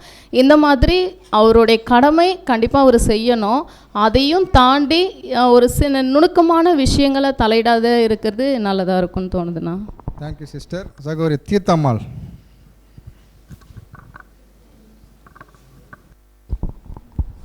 பிரதர், இது நான் பொதுவாக தான் சொல்கிறேன், ஃபேமிலிக்குள்ளே இருந்து சொல்லலை. மெசேஜ் அனுப்பிச்சிட்டாரா? சரி. இல்லை ஏன்னா அவங்கள பொறுத்தளவுக்கு அவங்களுக்கு ஒர்க்கு ஊழியம் இது இருக்குது. ஸோ அதனால் நான் காமனாக சொல்கிறேங்களா. என்ன ஒரு விஷயம் அப்படின்னு பார்த்தோன்னா, இப்போது சில பேர் வந்து ரொம்ப சகோதரிகள் வந்து விருப்பப்படுவாங்க இக்லிஷா வரணுன்ட்டு. சில சூழ்நிலை நிமித்தமாக அவங்களால கூட்டு வர முடியாத ஒரு கண்டிஷன் இருக்கும். ஸோ அந்த ஒரு விஷயந்தான் நான் சொல்லணும்னு ஆசைப்பட்டேன். அது வந்து அந்நிய காரியங்களை தலையிடுறதா ஃபீல் பண்ணேன். ஏன்னா அவங்களும் ஸ்பிரிச்சுவலாக வளரணும்னு ஆசைப்படுவாங்க, எக்லிஷா வரணும்னு ஆசைப்படுவாங்க, அதே மாதிரி சகோதர சகோதரோட ஃபெலோஷிப் வச்சுக்கணும்னு ஆசைப்படுவாங்க. ஸோ அந்த ஒரு விஷயத்துக்காக தான் சொல்ல வந்த பிரதர். இது வந்து ஃபேமிலியில் நடக்குது, பிரதர் பண்ணுறாங்க அப்படின்னு தயவுசெய்து எடுத்துக்க வேணாம், காமனாக அந்த விஷயத்தை ஷேர் பண்ணுறாங்களா. Thank you sister. ஸோ ஓகே, இன்னும் ஒரு பிரதர் யாராவது ஷேர் பண்ணுறீங்களா? இன்னும் செல்லும் பிரதர் மட்டும்தான் இருக்கிறாரா? சரி, லூக்கா பிரதர் நீங்கள் ஷேர் பண்ணுங்கள். இன்னொரு முறை என்ன அப்படின்னு பார்த்தோம்னா, நீங்கள் வந்து ஒரு சகோதரனா குடும்பத்துக்கு தலைவனாக இருக்கிறீங்க, உங்களுடைய கடமை உரிமை இருக்குது. இப்போ அந்த ஒரு கடமை உரிமையை சகோதரி எப்படியெல்லாம் மீறதுக்கான வாய்ப்பு இருக்குது, இதுதான் கேள்வி. சகோதரி எப்படியெல்லாம் மீறதுக்கான வாய்ப்புகள் இருக்குது, அதனால் நடக்கிறத சொல்லுங்கள் அப்படின்னு நம்ம சொல்லல, என்னென்னலாம் வாய்ப்புகள் இருக்குது. அது கேஷுவலாக செஞ்சுக்கிட்டு இருப்போம், ஆனால் அது தப்புன்னு தெரியாது. ஓகே பிரதர் செல்வம். இப்போ ஒரு சகோதரனாக ஒரு குடும்பத்தில் தேவன் ஏற்படுத்தி வைத்திருக்கிற அந்த ஒரு ஒழுங்கு என்னன்னு சொல்லும்போது, கிறிஸ்துவுக்கு தேவன் தலையாக இருக்காங்க, குடும்ப தலைவன் வந்து அவருக்கு வந்து கிறிஸ்து தலையாக இருக்கிறான்னு சொல்லி பார்க்குறோம். அப்போது மனைவிக்கு கணவன் தலையாக இருக்கிறாரு.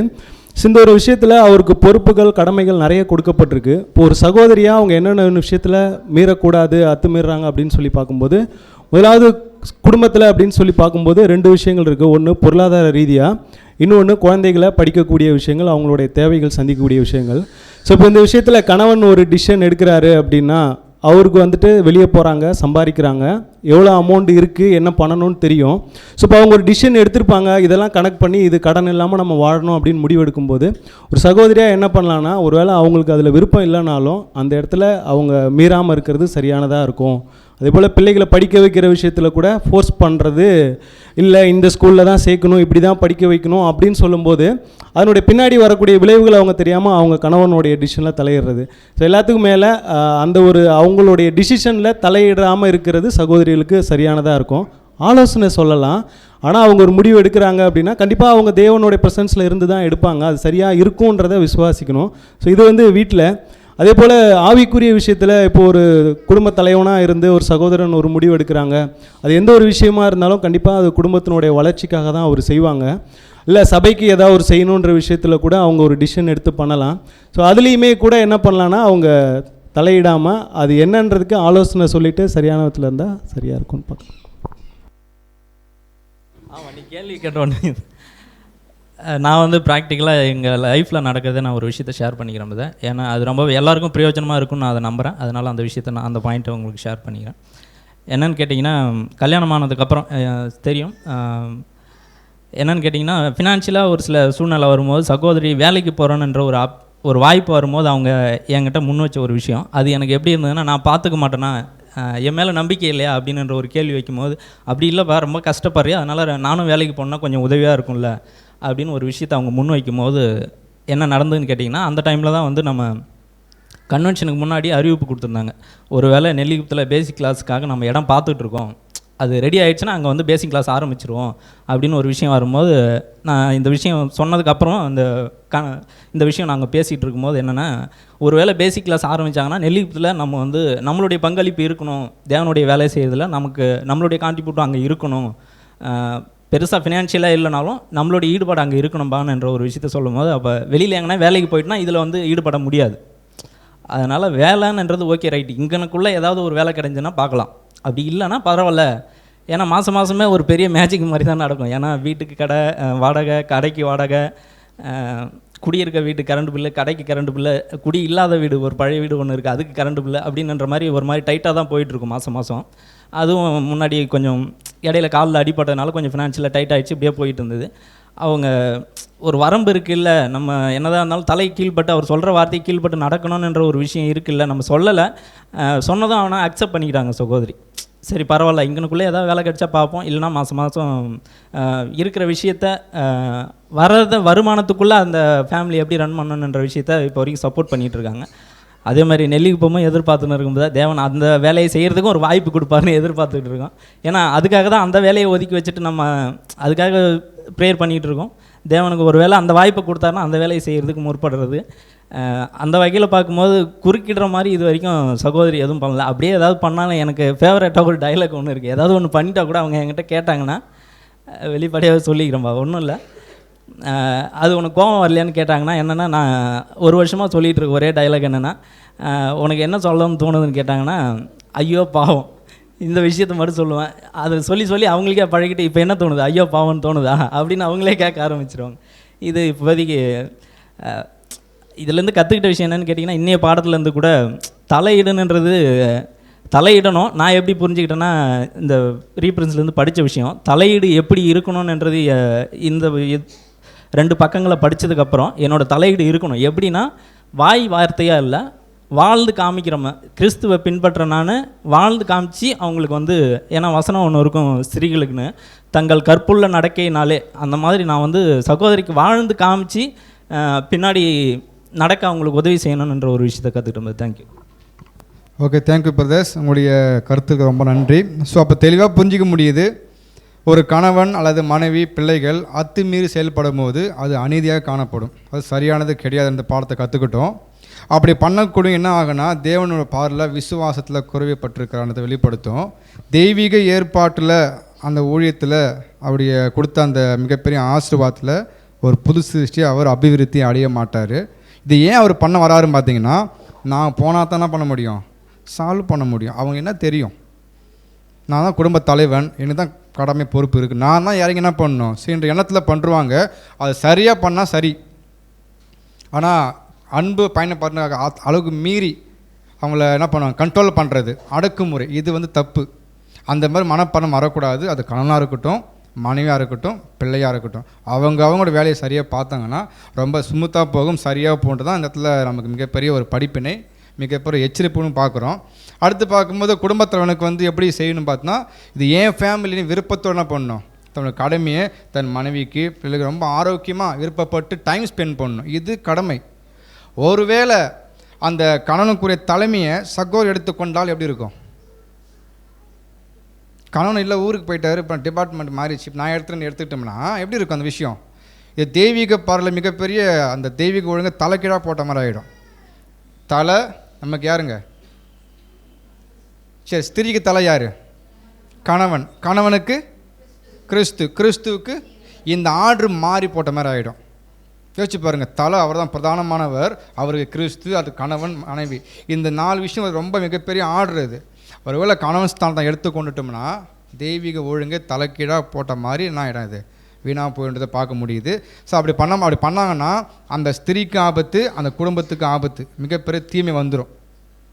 ஏன்னா நம்ம அநேக பாடம் பார்த்துருப்போம். ஸ்திரீயானவர்கள் பாடம் ஞாபகம் இருக்குங்களா? சாத்தானுடைய பிரதிநிதி யாத்துங்களா? முதல் பிரதிநிதி ஏவாள். அவங்க தான் அவருடைய இது வச்சு என்ன பண்ணாங்க, எல்லாத்தையுமே முடிச்சார். அந்த மாதிரி அப்போஸ்தலன் பவுல் சொல்கிறாங்க, சாத்தானுடைய வஞ்சகம் யாருக்கும் வரும், இந்த ஏவாளையும் வஞ்சிக்கிறதுக்கு வாய்ப்பு இருக்குது. அப்போ நம்ம இடம் கொடுக்கக்கூடாது. இது வந்து ஸ்பிரிச்சுவல் மீனிங்கு. பட் குடும்பத்தில் சகோதரிகள் அவங்க லிமிட்டேஷன் இருக்குன்னா அதை ஃபாலோ பண்ணால் மட்டும் போதுமானது. அதுவே தேவன் பேர் ஒழுங்காக இருக்கும். கடைசி நம்ம என்ன வந்துடலாம், கடைசி பேராக வந்துடலாம். ஒருவேளை இப்போ நம்ம சொந்த குடும்பத்தாரிடம் பொறுமை இல்லாமல் அன்பு இல்லாமல் எடுத்தங்க ஒருத்தம் பேசிடுவோம். ஆனால் வெளில போயிட்டு மற்ற பர்சன் என்ன பண்ணுவோம்? யார் சொன்னது? சிஸ்டர் சொல்லுங்கள், யார் சொன்னது? Very good. அவங்கள்ட்ட என்ன பண்ணுவோம்? இது சரியானதா? இந்த மனப்போக்கு எப்படி இருக்குது? இது ஆக்டிங் பண்ணியிருக்கோமா நம்ம எல்லாருமே? இது வந்து பண்ணியிருக்கோமானா இல்லாமல் இருந்து நல்லது. ஏன்னா குடும்பத்தில் அக்கறை காமிக்க மாட்டோம், அன்பு கூற மாட்டோம், சரியாக பண்ண மாட்டோம். பட் நம்ம மற்ற சகோதரை பார்க்கும்போது அங்கே என்ன பண்ணுவோம்னா அன்பு நல்ல உண்மை தான் காமிப்போம். பட் டிஃப்ரெண்ட் வீட்டில் மனைவி பார்ப்பாங்கள்ல, இல்லை கணவன் பார்ப்பார்ல, மனைவி எனக்கு ரெஸ்பான்ஸ் பண்ணலை இது விஷயத்தில், பிரதர்ஸ் வரும்போது அவங்கள கூர்ந்து கவனிக்கிறது நல்ல விஷயமா இருக்கும். பட் நான் எப்படி பார்ப்பேன்? அவங்கள இடத்துக்கு ஏற்ற மாதிரி நான் பண்ணுறேன், பிஹேவ் பண்ணுறது. இது சரியானது இல்லை இல்லையா? நான் அப்படி பார்ப்பேன். அப்போனா அறம் எங்கே துவங்கணும்? இல்லத்தில் தான் துவங்கணும். அன்பு காட்டுறதா இருக்கட்டும், அரவணைப்பாக இருக்கட்டும், எல்லா ஹெல்ப்புமே வீட்டில் துவங்கினா தான் அப்படியே கணவன் சேர்ந்து வர ப்ரெஸ்ஸை அங்கீகரிக்க முடியும், அதே அன்பை காட்ட முடியும். ஒருவேளை இங்கே கொஞ்சம் மாறி வச்சுக்கோங்க, அதுக்கு பேர் வந்து மாய்மாலம். அந்த மாதிரி பண்ணக்கூடாதுன்றது மிகப்பெரிய படிப்பினை கொடுக்கப்பட்டிருக்கு. இது வேறு ஷேர் பண்ண விரும்புங்களா? 2 பேருக்கு வாய்ப்பு முடிச்சிடலாம். கரெக்டாக நம்ம டைம் பார்க்கும்போது 12:54, இன்னும் 6 நிமிஷம் இருக்குது. உதாரணம் மட்டும் கொடுங்க, பர்சனல் விஷயம் ஷேர் பண்ண தேவையில்லை.